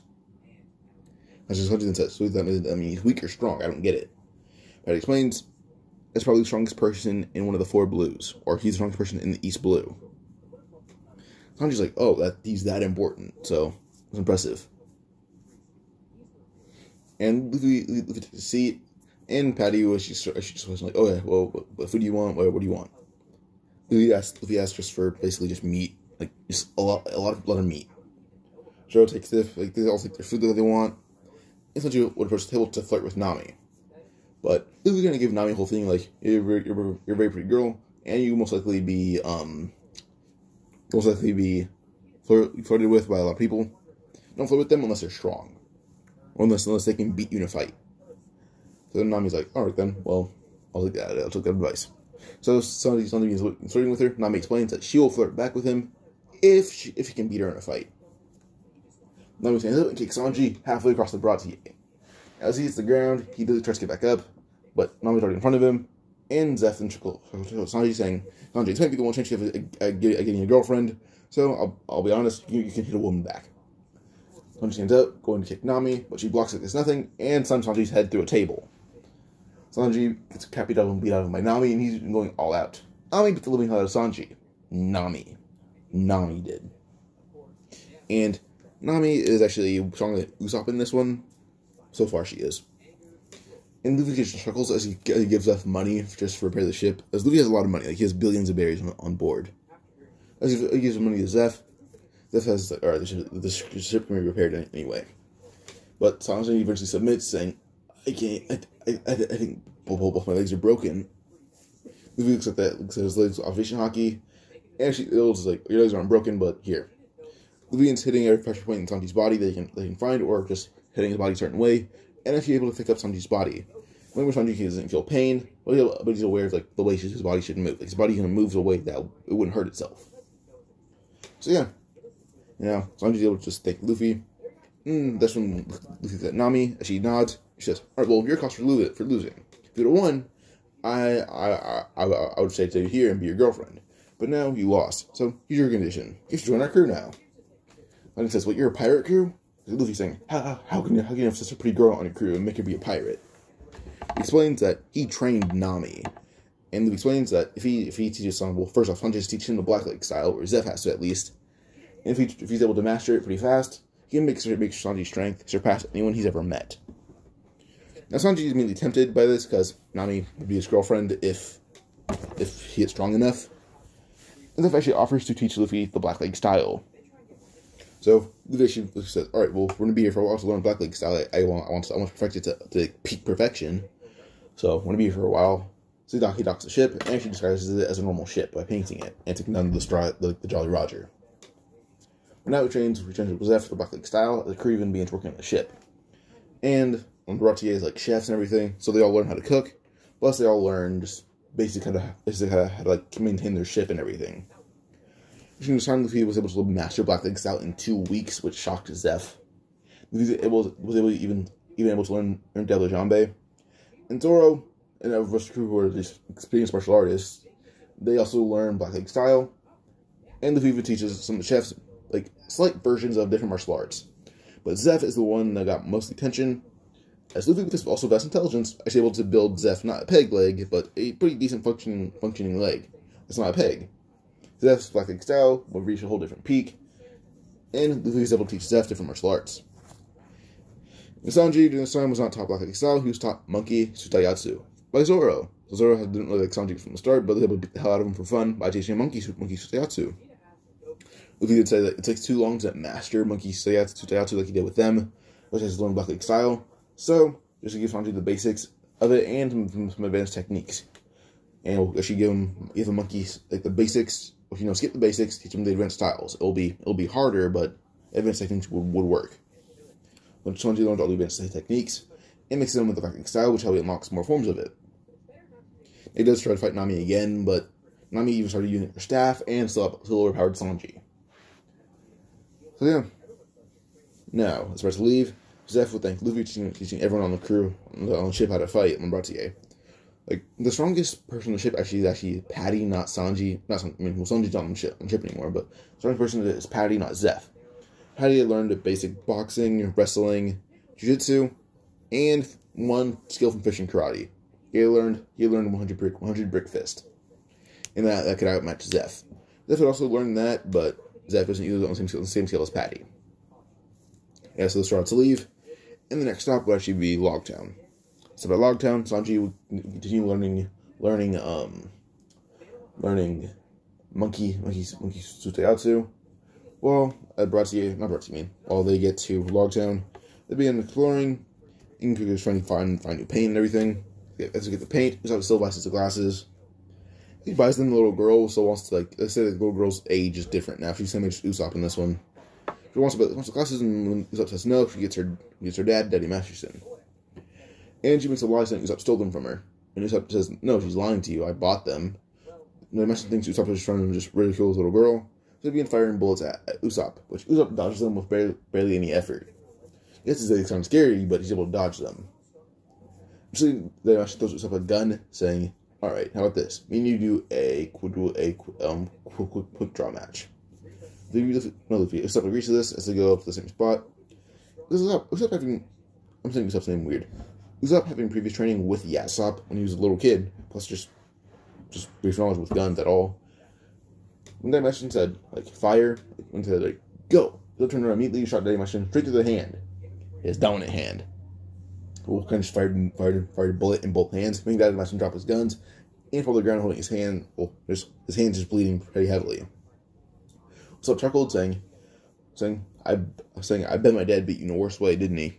Usopp able to tell that he's fought Yasopp before, that's why Daddy Masterson seems so angry. And Usopp does look a lot like Yasopp, so. Daddy Masterson did admit he's lost to Yasopp before, after Usopp explained who he was. And he gave the little girl the goggles. She's like, no, I insist you keep them. So Usopp's alright then, he'll keep them. He keeps them. And now Nami buys her mini outfits. And Luffy's able to actually hire some shipwrights to dismantle the ship with him. And she has the Zoro and Sanji help him rebuild it along with Usopp. So as they rebuild the ship, it's on the size of the Sunny. And now Jolly Roger is hung on the ship. When it's hung, they then tell Smoker. When Smoker arrives, he sees the ship, and immediately recognizes Luffy. He's like, oh, so someone as great as you fell solo to be a pirate. Explains that he was never so high in the military that he wanted to be in it. He did it to protect the people he cared about. He did it to protect not scum, but to protect the lowest rank of civilians. The Smoker's like, oh, so you're a pirate with a heart, aren't you? He said, oh, I'm a pirate and I have a heart, but I just do what I think is best for everyone around me. And I do what's best for me. My dream's to be a pirate, so I did what was best for me, become a pirate. Smoker's like, alright, well, I already know you're out of my league, so can you just try to submit quietly, or do I have to lose to you, or something? But he kind of chuckles, saying, alright, well, you're definitely going to lose to me, but I'll give you some pointers in fighting style. So Smoker and Luffy in fighting, Luffy's able to just clash with Smoker. He's able to just whip around and surprise Smoker, so he's able to catch him off guard and actually clash with him. And Smoker is eventually able to oh wow, this is very, let's see this, very knowledgeable. Smoker is able to learn just a lot of Bojutsu, and as he learns lots of Bojutsu, he's also able to learn just basic combat. Also, Tashigi will fight Zoro, and Zoro gives certain pointers with sword style. As I say that, yes, the style Zoro uses is very deadly, the techniques he uses are deadly. But does give her some pointers, even recommend that she learn Tempest Kick or Rokushiki. She's like, oh, so he's a swordsman with honor. That's very impressive. Because he's a pirate, but he's honorable. So Zoro is walking away, so is Luffy. Zoro and Smoker and Tashigi then say, goodbye, Luffy-senpai, goodbye, Zoro-senpai. And by the male is like, oh, these guys are honorable. I like them. I'll be a fanboy. So this is Zoro's leaving. Ippomatsu then in front of him, holding out the holding out the Katetsu and Yubashiri, saying, he's going to find his blades. One of them's even cursed. And I think someone as strong as you could tame them. So it takes both of his blades, puts them in, it takes out 2 of his blades, give them to Ippomatsu, saying, well then, keep these as souvenirs. Because I'll be a famous pirate, and giving these souvenirs may make you a lot of money. Keeps them, and Ippomatsu begins crying, saying, thank you so much. So, yeah. Zoro puts Yubashiri and Katetsu in his old sheaths, and now, starts to leave, going over this mountain. And as they go over, Luffy is able to tell that the boon's in the way. And like I said before, Luffy's Conquerors did not activate it. He used it once by accident. That's really it. So instead of using Conquerors by will, he was able to learn Voice of All Things by some degree. He was able to somewhat understand what Laboon's saying. He explains that Laboon might die and never see his crew again if he doesn't move. So that's how Luffy convinces Laboon to move out of the way. So they land. Luffy is talking to Laboon for what he understands about Whale. And so Luffy and Boone talk for a bit, and as they talk, Crocus comes out, and we kind of recognize Luffy's immediately using Voice of All Things. We see able to tell that Luffy doesn't use it to the same degree as Roger. Well, Luffy kind of uses it above Roger's degree, because Roger could hear more things, but Luffy is actually using it to understand a few things. Luffy kind of speaks basic animal language, that's really it. He understands animals, that's really it. Because that's all he's around, animals. So he understands animals, which is really it. And at some point he can hear people's thoughts if he focuses on them. Not all, just some of them. And Sanji kind of recognized that, so he kind of calmed down his pervert thoughts. And so Luffy and Laboon talk for a bit, and Luffy's able to tell Laboon that he'll come back to Laboon one day and find his crew. We'll come back to Laboon with his missing crew. Laboon's happy with that, and eventually Crocus will talk to Luffy for a bit. Now, how old was Vivi? I didn't check that real quick. Started pausing so much in a short amount of time. So at this time, the Alabasta thing would not start, but it would kind of Crocodile's been in Alabasta for I believe 8 years, just trying to gain a bigger reputation in favor of the people. So around this time, Crocodile's only been in Alabasta for 5 years. Vivi at this point is also 13. She's not 16. So yeah. Now they go over this. They kind of sail around to Whiskey Peak. When they get there, it's a little more populated and suspicious because of more members of Baroque Works. And as they begin just kind of buying food and water and stuff, Sanji floating a bit, doing his thing. They do end up going back on the ship and staying there on the ship. They don't stay the night in the village. Luffy does tell them that something odd is going on there. Now, the short answer, not all of them, just mainly Sanji and Nami refuse to believe it. Nami found some cute guys, and Sanji found some cute women. But eventually Luffy's able to tell them, if you guys don't heed my warning, I will leave you here. So, yeah. Now, eventually, late in the night, Sanji's asleep when he wakes up with a woman standing over him. Well, kind of on top of him, mainly. And he thinks this is just her way of trying to 18 plus him, which he's okay with until he realizes that she has a knife over him. Immediately, Sanji, kind of remembering what Zeph said, he palm strikes the woman straight in the throat, sending her flying to a wall. Sanji runs out yelling, Nami, as Nami can kind of hear the thud and immediately runs out, and sees Sanji running with the woman trying to crawl after him. Nami's like, oh, you told me you want me to beat her up. Nami sends down her staff on the woman's head, almost killing her immediately. But then Sanji would go to the dock, to the deck, seeing many people thrown around and laid out. And he's Usopp in the corner of the ship, sleeping, with Haruto covered in a little bit of blood. He goes down to the captain's quarters, seeing people thrown all around, knives in the walls, and guns dismantled. He sees Luffy just reading a book. Goes to Zoro's room, and sees someone with the sword sticking right out of their arm, and someone trying to crawl away with Zoro saying, his foot back, slamming his foot on their back, saying, no, you can't leave. Sanji was like, oh, they're right. Luffy was right. People here are sketchy. So, yeah. Usopp by far had the most wins in this one, as he had beaten up hundreds of people by himself, which he's able to do pretty easily. The whole crew was able to do that pretty easily. Luffy can handle millions himself, and kind of not really get scratched for substitution hockey. But yeah.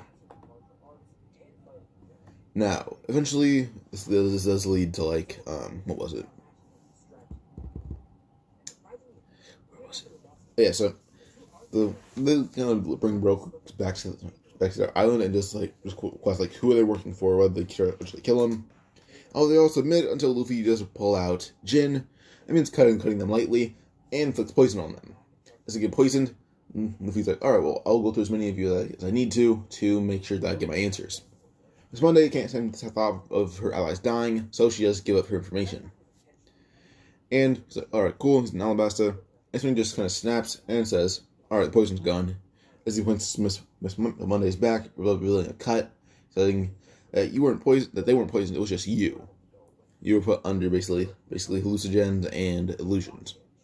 And hallucinations and illusions, basically. Just depressed about that, like very depressed immediately. But he does pat her head, saying, either way, you're a good person, be proud of that. You shouldn't be working for a guy like the Crocodile. It's Monday, she's very happy that someone so strong complimented her. So she said that now that they left, she just grab her arm, broke her tattooing and stabbing it until that it's not really available to be seen anymore. They'll kind of just cover up the broker's tattoo or get one over it, which they all do now. Now they kind of just get Whiskey Peak tattooed over it. So yeah. Now eventually Luffy and Sarasa do try to sail over to Alabasta, but come across Little Garden. As they come across Little Garden, they meet Dory and Broggy, and Usopp is a lot more fascinated with them, and still almost being a child basically. It's a lot more questionable about it. Now with this, it's only been a few days since they left the East. And yeah, so it's also midsummer at this point, so Usopp is 14. Nami at this point turns 16, I believe. So if it was 14, Nami would have been... Yeah, so Nami just turned 16, and then I believe... No, Nami just turned 15, I believe. Zoro is about to turn 17. In a few months. Sanji is already 17. This is the point at their ages, while Luffy's still 20. So yeah, so Luffy meet Dory and Broggy, and it's a lot more fascinating, still being slightly a child, so he just questions them a lot about Elbap and everything, they give their answers, and Luffy's hears that Dory and Broggy kind of fight, just on a set thing, oh yeah, once the volcano goes off, we fight.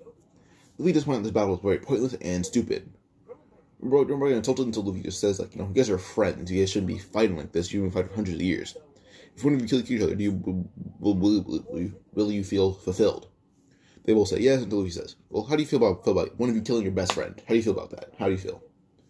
Broggy never thought about it that way. They thought of it as killing their rival, not their best friend. That's what they are. So it was Broggy oh, we actually feel pretty horrible. We feel lonely. Luffy says, so if you don't call for battle right now, one of you is going to kill each other. She just and say a truce. Luffy actually says, where the skeletons, you have at least have the skeletons of the Sea Kings. They do, and Luffy will put them together, even catch Sea Kings to similar size. And I say that so the Sea King that Dory caught is a little bit smaller than the one that Broggy caught. So, that battle settled, even either way. So, yeah. and Dory had lost by 3 inches.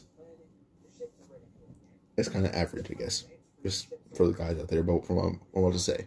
But yeah, so Dory lost by a very small amount. But depending on who you are, that could be average size. Now, yeah, so Straws to leave, and the next stop being Drum Kingdom. At least out there, Luffy kind of just wanted to stop, just examine it, just to like it, basically. As he explores around, Luffy does eventually just get pointed to the direction of the castle, saying, "Oh yeah, well, the king's up there." And the person pointing him up there is actually a guard, and he doesn't know who Luffy is. Like, if you have any form of battle or combat, like, you're very well versed in it, or at least have a very big interest in it, you know who Luffy is. You know who he is. And especially if you're in a kingdom, you know who he is. Like, once he gets to Alabasta, Luffy will be treated like royalty. Like Luffy can get Celestial Dragon treatment in the right kingdom. That's a bit sort of say that. Yeah, so Luffy would go through the woods trying to get to the castle. So he meets Dr. Hiriluk, who's helping a very badly beaten Chopper. Pause real quick, sorry. At this point, Dr. Hiriluk, I believe, I'd say he's still alive at this point. Maybe like the next year he died, but yeah. So Chopper was beaten up by a giant animal, and he's being fixed up by Dr. Hiriluk, who's not a pretty good doctor. The doctor needs to hear that she's repairing someone else. Or fixing someone else. I don't know if I'm fixing or repairing. She's healing someone else. Luffy sees what Dr. Hiriluk's doing, he barges in. It means healing Chopper the right way. Dr. Hiriluk makes it some stranger who bursts into his house, being healing Chopper the best way possible. When Chopper's healed, Luffy asks what the hell Dr. Hiriluk was doing. Now, Dr. Hiriluk gets just very big scolding from Luffy, and Dr. Hiriluk and Luffy actually begin talking, and for a few minutes they get along pretty well. And eventually, this does lead to Luffy just getting information on the kingdom and how horrible it is. And Luffy kind of just examines the whole area, saying, "Well, this kingdom looks like it could be better." Luffy looks up to where the castle is, looks at Chopper, saying, I'll be back. I need to talk to you." Luffy says, "Well, I'm busting out Lido for the first time in a while." He throws his arms in the air as high as he can, and grabs onto the top of it. He pulls himself up as fast as possible, as the Straws will kind of jump onto his arms as he pulled them up. But as he flings himself up high in the air, they're able to get flung up to different parts of the thing to climb. Zoro got flung the highest, basically being almost at the top. Sanji got flung the lowest. Now he's right in the middle with Usopp. So the climb up takes Sanji not that long to catch up because he can do Skywalk himself. He learned that from Luffy. There's a Skywalk gets there third. Nami gets there fourth, and Usopp gets there fifth. So as they get there, this would lead to Mushuru and Wapol being confused on who the hell Luffy is. And as they try to get out, Luffy and even Mushuru volunteers to kill him. For something that all their guards in front of them saying, "We cannot kill him. Not even we can." Wapol's like, "Oh, well, why can't you kill him?" And Luffy basically has a title, the demon captain, or the demon commander, because Luffy was the commanding officer of every person in the Goa Kingdom military. He's the commanding officer of it, or commanding officer, or whatever. He was the leader. So I'm gonna pause real quick. Make sure I get this right. So one of the things I was thinking of different ranks to go through, and the one I'm most familiar with is the U.S. Marines. So a major general would be one of the higher ranks, the highest ranks. So Luffy's known as the demon major. That's what he's known as. As one of the guards said this, Dalton said it. Dalton's that's the demon major. You cannot fight him, not even we can. And Mushuru was like, "Oh, that's him." Wapol's like, "Oh, what is so important?"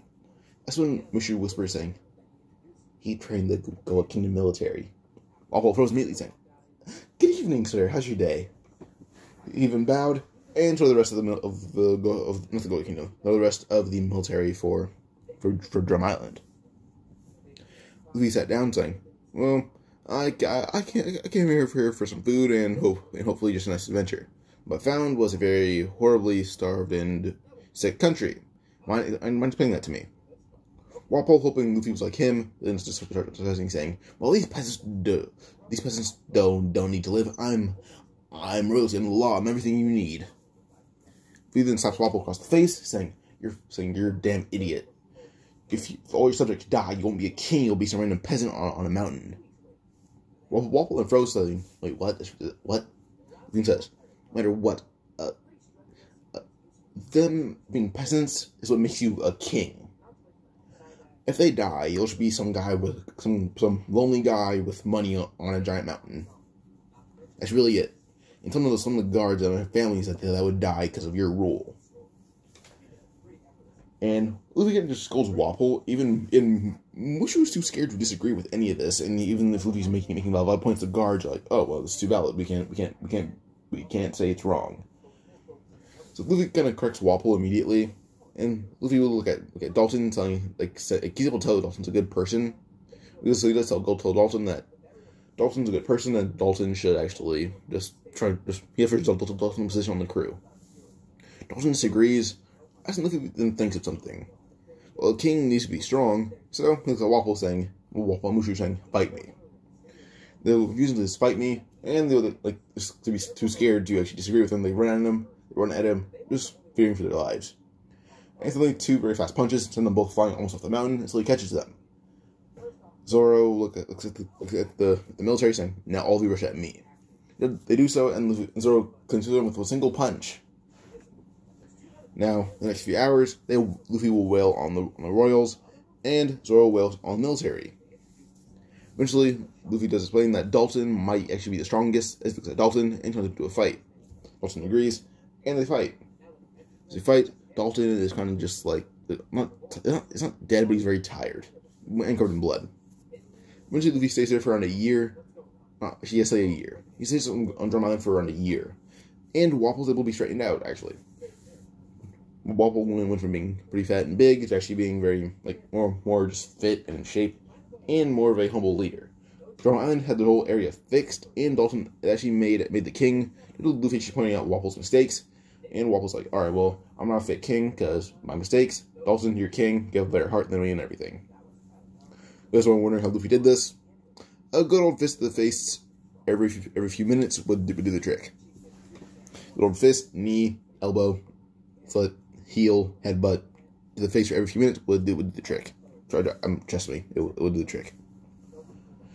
Mushu actually takes Dalton's place in the military, and while Wapol's like the second in command of the military. Well, first would be Dalton, second in command would be Mushu, third in command would be Wapol. So yeah. Now, then we go over to basically Chopper and Dr. Hiriluk and Dr. Ring. So, Dr. Hiriluk was actually encouraged to actually learn how to be a proper doctor if we want people of Drum Island to like him. So, Dr. Hiriluk would learn how to be a proper doctor. Dr. Ring would even find techniques from Luffy that she didn't even know about. So, they all learn how to be pretty good doctors all together. Chopper would get strong really fast as Luffy did encouragement from the crew. Dr. Hiriluk encouraged Chopper to join the crew. And in time, Sanji became one of the masters of one of the other masters of, what was it? Monkitsu. I forgot the name, I have to pause and find it out again. I keep forgetting because it's so long. Monkey Tsutayatsu, that was the name of it. So, Monkey Tsutayatsu. Sanji is one of the masters of it. Zoro also being one of the best at it, as he has not surpassed Ace and Sabo at all, not even Luffy or Nagiri. Nagiri, by the way, for anyone wondering about how he's doing, Nagiri is still doing really good. He gained a lot. The skill really fast. He's still undefeated. Well, unless you count Luffy and Ace and Sabo. But yeah, Gold Kingdom kind of retired from the mercenary thing, as they had conquered the whole East themselves. The East is one of the most organized places to live in now. There's not even a single pirate crew. Buggy was chased out, and Morgan's Marine Group was chased out. The Marines were chased out of the East, aside from Logtown, because they were all taught a few moves from martial arts, even a few bits of Monkeyatsu. But this are like, oh, they're trusted by Luffy. They can stay here. So Logtown's like the Marine outpost because they tried Monkeyatsu, Monkitsuatsu, or Monkitsuatsu. Because they did that, they're able to be considered one of the allies. So that's like the Marine outpost, and then some Marines are still on islands. But most islands don't have Marines or pirates. They're all chased out of the East. The East went from being the weakest to the strongest. So yeah, Luffy just learning Monkey Suigetsu was able to conquer the whole East. Well, indirectly conquer the East. But yeah, now by the way, Luffy is kind of shown as like a symbol of power in the East. Like, if Luffy came to the East, he'd be treated better than a Celestial Dragon. That's how elite the East treats Luffy. And I don't Celestial Dragons want to go to the East anymore because they're worried that maybe, well, first off, you can't destroy the East Blue. If you treated bad in the East Blue, you can't do a thing about it. Even if you're like, oh yeah, I want the island gone. Send Marines to do buster calls. The elites of Goa Kingdom ships will destroy you. Like, you send admirals. It will take a long time for the admirals to win. Like, it's going to be very hard. Even, like, hockey is being introduced into the East Blue now. Like, observation hockey is very common now. Nagri even displayed armament hockey and showed it to people in the East. And Nagri actually stays in Logtown now because, well, it's his place. You know, Smoker, he knows everyone there. He's pretty good friends with Smoker. And Raoul did meet Luffy, by the way, if you that Raoul and Luffy still met everything the same way. But yeah. Now, Nagri also even volunteered to teach Smoker a little bit of Monkeyatsu. Smoker displayed the whole situation with Luffy. And Nagri kind of thought that Smoker could be Luffy's Garp, so he teaches Monkeyatsu to Smoker. Kobe is no longer part of Vita's whole thing, by the way. Like, he was freed the moment the Go Kingdom took over half of the East. So yeah. Buggy's crew did start a fight, which led to them being completely obliterated by one man who's very, very much miscellaneous. That's how weak it was. That's how Buggy's crew was. Alvida's crew was defeated by legit just one of the child soldiers. The Go Kingdom had like one of the child recruits, not even a soldier, recruit, and he had learned like three basics of Monkeyatsu, and he was able to defeat Alvida's crew. By the way, Monkeyatsu, it's not as common in soldiers anymore. They're taught different martial arts, like various martial arts, not just Monkeyatsu altogether. The only ones I originally learned it from Luffy and Nagri retired. If you didn't learn it from Nagri or Luffy, you don't know it. Not even the soldier allowed to learn it. Like, you're just not allowed to learn one to three basics of it. That's really it. Like the very minimal basics. That's all you're allowed to learn of it. But yeah, now we're gonna go over Ace and Sabo because Luffy's just training Chopper. Okay, so Ace and Sabo. We're gonna go over Sabo first. Sabo will actually be chilling as the chief of staff still, and Dragon taught him armament hockey. Sabo still cannot beat Luffy because Luffy is the god of Monkeyatsu. His techniques, and well, he'll evolve in some way in the middle of a fight. He'll pull a Mori Jin and just copy all your moves or evolve. So yeah, so Sabo can't really beat Luffy at all either way. And Sabo points out, like, no matter what I learn, I can't beat Luffy. Unless it's like Devil Fruit abilities. No, then again, I still lose. He finds someone to adapt to it. And Dragon pointed out that, yeah, the East conquered the... Well, not the East. Go Kingdom conquered the East, but they're doing good in the East. Like, it is a pure good kingdom. Celestial Dragons are not, like, they're welcome there, but they're not, they're like, oh yeah, get the hell out of here. If they're being jerks, they're not allowed in there. Like, the very minimal good Celestial Dragons are allowed in there. And only the Marines only one Admiral was called one time. And the Admiral was actually Kuzan. He was chased out of there pretty damn fast. Like, he even tried to fight back, and he was chased out still. So the Marines were like, okay, then the Celestial Dragons can't come in unless they have a good heart and aren't being dicks. So yes, I was like, so the East Blue is pretty cool. We can basically call it liberated, or we can call it our ally. Which did lead to Sabashi going there to like say, we won't try to invade it in your island or like liberate it if you can consider us allies. Because what you guys do, we want at least a very stable blue, very stable and happy blue. The East Blue, no one has a problem with what's going on there. No one has a problem with it at all. So yeah, this does lead to basically the East, the East and the Blue. Go Kingdom changed into the East Kingdom. So the East Kingdom now allies himself with the revolutionaries indirectly. It's not known unless you're a soldier. The soldiers are all pretty humble and actually very loyal to Luffy, and Sabo's also one of their former commanding officers. So yeah. And Monkeyatsu's taught to very few members of the revolutionaries: Dragon, Ivan, Inazuma, Hack, not Kuma. So Ivan, Inazuma, Hack, Dragon, and like basically everyone other than like the main revolutions that we've seen, except for Kuma, knows some versions of Monkey Yatsu. Dragon, Sabo, and Ivan know the most of it, but yeah. Now, they don't know the most like recent version of it, which does involve the hop Navy techniques, all that stuff. Like some of them do, but not all of them. Shark Crew knows the most recent versions of it. We're going to Ace now. Ace is almost had fought Whitebeard once Whitebeard arrived. When he fought Whitebeard, well, first he beat the hell out of Marco. Like Marco's like, oh, this is gonna be a pretty easy fight. This isn't hockey. Monkey Yatsu took advantage of everything that Marco didn't know that they could be taking advantage of him. In a span of 10 minutes, Ace put Marco on his knees, cut for coughing up blood, and all of Marco's internal organs were beaten pretty badly. But eventually, Ace says he doesn't want to be Whitebeard's crew. He wants to be like an allied crew or just people who are into the crew. Whitebeard's like, so you beat up Jinbei, you beat up my first commander or first captain to be on my crew or an ally. Ace nodded as Whitebeard laughed, saying, "Damn, you're crazy, kid." Soon Ace said that he considers that Whitebeard might be stronger than his dad, and when he was stronger, rather his dad's strength. Whitebeard's like, "Oh, who's your dad?" And Whitebeard immediately put together saying, "Oh, never mind, don't answer that. You're Roger's brat." So Ace is like, his whole thing is like, well, you're one of the strong people from the old generation, and if you're from the old generation, you should be on top currently. So Ace's whole thing is like, well, you're from the stronger generations, you should be strong. Well, Ace's goal was actually kind of different. He's tricked Whitebeard, that was his goal. But then basically, you want to find someone who can harass Luffy. Then he thinks it'd be fun to watch. Basically, that's it. Just find someone strong enough to beat Luffy. That's really it.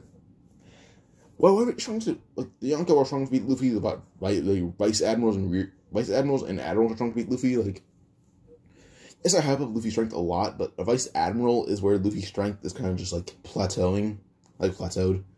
And then the admirals, yes, it'd be a good fight, but then again, they have really strong Haki and Devil Fruits. The only reason they're chasing out of the East is the fact there's numbers of people. Luffy can defeat the whole East himself. It's like he is either going to die in the middle of it, or it's going to be really hard to do. So yeah, back to this whole thing. Now, what was it? So Straw Hats on Drum Island for a whole year. Now they went back to see Dorothy a few times. Dorothy made it to Elbaf, by the way, and they had sailed a little bit past Enies Lobby at one point, and their two friends over there were able to see them. So they're able to escape because they thought they saw Dorian Broggy, and they made it to Elbaf 1 month after Dorian Broggy. They're like, oh, cool, there was actually Dorian Broggy, so they're very happy with themselves now. And yeah, now eventually Chopper was able to learn Monkey Sutayatsu. As he learned it, he's actually very happy with it. Now they're about to leave. As they're about to leave, Chopper was with Dr. Green and Dr. Kirlick had actually gotten married. Dalton is now the king of the Sakura Kingdom, that's what they call it now. And Dr. Kirlick is actually a very good doctor, better than Dr. Green, but not better than Chopper, who's the best. Now, on to Alabasta, to defeat Crocodile. As to Alabasta, millions and billions are met with millions and billions by the dock, and Crocodile basically ordered them to kill Luffy and Straw Hats. As Luffy gets off the dock, Chopper would just say that he'll handle it himself. And Chopper, he also has Kung Fu Point. Like, basically, Chopper learned every point that he has all the way up to past basically, Chopper has his pre-time skip forms and his post-time skip forms. So you'd go into basically Kung Fu Point, which you change the name to Martial Art Point. You need to change it to Martial Art Point. Chopper wouldn't be doing Monkey Yatsu, kind of does it to just about his martial art form, by the way. I forgot to say that. So his martial art form basically is like very small, like normal sized Chopper. It's just he has some like his with a much smaller, much bigger muscle frame. That's really it. And his hooves kind of turn into fingers, like kind of like a mixture of Monster Point, but regular sized Chopper is really what it is. So Chopper being using martial art point, and is able to defeat every member of the millions and billions there. Not using Monkey Yatsu at all. Chopper was also taught, Luffy and Chopper kind of learned their own version of martial arts, which would actually be reindeer fu, that's what Chopper called it. Which was just legit a mixture of Kung Fu plus some techniques that would fit with Chopper's hooves and horns. Luffy learned it, and he taught it to the Straw Hats. So yeah, so reindeer fu and a mixture of just basic kung fu. So yeah, now Chopper beats them, and now they trail through Alabasta. And as they trail through it, their bodies are really tough. Plus the dungeons that they go through, they went through a lot of dungeons. They need to do A rank dungeons now, or at least Luffy can. Strats can only do B rank and C rank. Chopper cannot do C rank. He can't do C rank at all, or B rank. He can do like D and E rank, and that's where he lives. But yeah, back to this. So eventually they're able to clear out a number of Alabasta that they find, and they alerted the king first. They sent a letter saying Crocodile infiltrated the guards and some civilians were taking them down. Crocodile is not a good person. He's a pirate under the orders of the government, but he's disobeying the government and trying to conquer the kingdom himself. The king gets this order and just tells the guards that if a pirate slays a certain number of the guards, but not you, you're safe. Just let it happen, because he ordered them to do this. He makes a lie saying he ordered them to do this. After just a few days of doing this, not a few hours of doing this, Crocodile's confused like why the numbers are decreasing so much that he hears about pirates slaughtering members of Brokeworks. Eventually, once this whole thing is done, like Luffy didn't kill the ones with families in Alabasta. Didn't kill the ones with families that, like, if the family didn't know about Brokeworks, he's going to encourage the guy to not die or keep working for Crocodile. Some people lived, they had families in Alabasta. A family was just evil, like members, and they died. But yeah, so eventually everything is handled, and Crocodile's like, oh, well, all I have left are my numbers now, which will include, like, himself, Nico Robin, Mr. 1 through 9. I really remember female members, so yeah. Those are all that's left, and now Luffy was able to narrow down where they were. When he arrives, he looks at Crocodile and like, so you're the infamous Crocodile, aren't you? Luffy is now 21 years old. We have Zoro, who had turned, so Luffy's 21, which makes him, he's 21, Ace and Sabo are 18. So Luffy's 21, Ace and Sabo are now 18. Zoro is 17. Sanji's 17 as well. Sanji's actually, let's say it's like, keep it up to the same level, actually. It'd be probably about, like, late spring, so Sanji is going to be 18. So he's 18.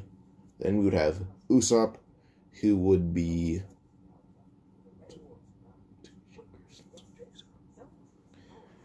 Usopp would be 16. Say that. So I'm pretty sure he'd be like 16, 17, no, 15 or 16. Nami would be 17. Then we have Chopper, who would be 13, I believe. So yeah, Nami. I'm pretty sure I said no. Nami is like 16 maybe. So yeah, I'm not sure about the ages right now. I have to keep in mind the months. Now, Crocodile will be kind of ready for a fight. But Luffy's pretty big now. Like, they're on the same height as Crocodile exactly, maybe. But, you know, Luffy would be around 7 foot. So we're 7 foot 8, say that. He grew 3 inches. But yeah, so Crocodile and Luffy and rush each other. Luffy and Crocodile rush each other with Mr. 1 and Zoro rushing each other. Mr. 1 will really go for like slashing Zoro, but Zoro just does a backflip and just uses Tempa Kick in the middle of the backflip. And he cuts off Mr. 1's arm. Mr. 1 is just shocked that his arm was cut off by a shockwave, basically. And Zoro punches him in the gut as hard as he can. And then Mrs. Merry Christmas was defeated by Chopper in legit one blow in his base form. Like, just jumped toward her and hit her in the face with a hoof as hard as he can, knocking her out. We have Nami versus Doublefinger, which just led to Mr. Doublefinger being abused completely. So, yeah. And Sanji versus Mr. 2. Sanji was able to kind of copy this. He's able to just, well, he learned the skill of copying techniques, so he can just evolve in the fight with Mr. 2. Like, Mr. wasn't going for a fight, he's going just to learn. Eventually, he learned the version of New Comic Kenpo and used it on Mr. 2 and beat him. They all won their fights. Usopp versus Mr. 4, I believe, was the best fight. And this one, like, versus the best fight, because Mr. 7 or Mr. 4 throwing the ball. Usopp kind of caught it immediately and threw it back at triple the speed, hitting him right in the face and do a full 360 in the air. Then Usopp stopped kicking him to the giant rock, and went on from there. So Luffy handled Crocodile pretty fast, even he just hit Robin back in the neck with a chop. Then left Miss Valentine's and Mr. 5. Mr. 5, Luffy just stabbed it in the chest, and then, let's didn't kill him, let's say he just hit him in the face as hard as he can. So, yeah. Fights continue, just punches the face pretty easily. And now they're done. The fights end.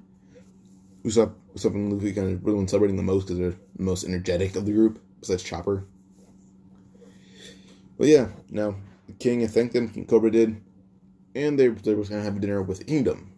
As they eat, like some guards are kind of shivering in fear or just nervousness. And this leads to basically the king or King Cobra asking Pell why the guards are all nervous. But Pell points out Luffy is someone very important. King Cobra's a little confused until Pell points out that Luffy is basically one of the original, the title that they give him is the Demon Major, because he's the Demon Major. So that's when Cobra's like, oh wow, I didn't know that. Luffy's title in this one, he has 2 wanted posters. Like, they put out just posters, 2 of them. There's 2 different posters. Like, oh yeah, Demon Major, try out Luffy.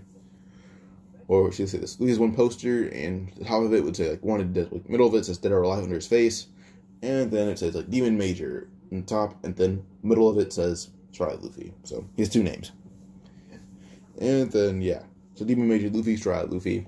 Is bounty exactly with the skill that he's going to be put at a rocking 200 million. This is his first bounty, 200 million. It didn't decrease or grow yet. Now, Smoker and Tashigi and Hina are not there right now, so yeah. Crocodile actually has the Marines called on him, and he's arrested. But I'm gonna end this part here because enjoyed, because I'm tired, and yeah. So this part ends here. Because enjoyed. Like, subscribe, comment from the other part. Goodbye.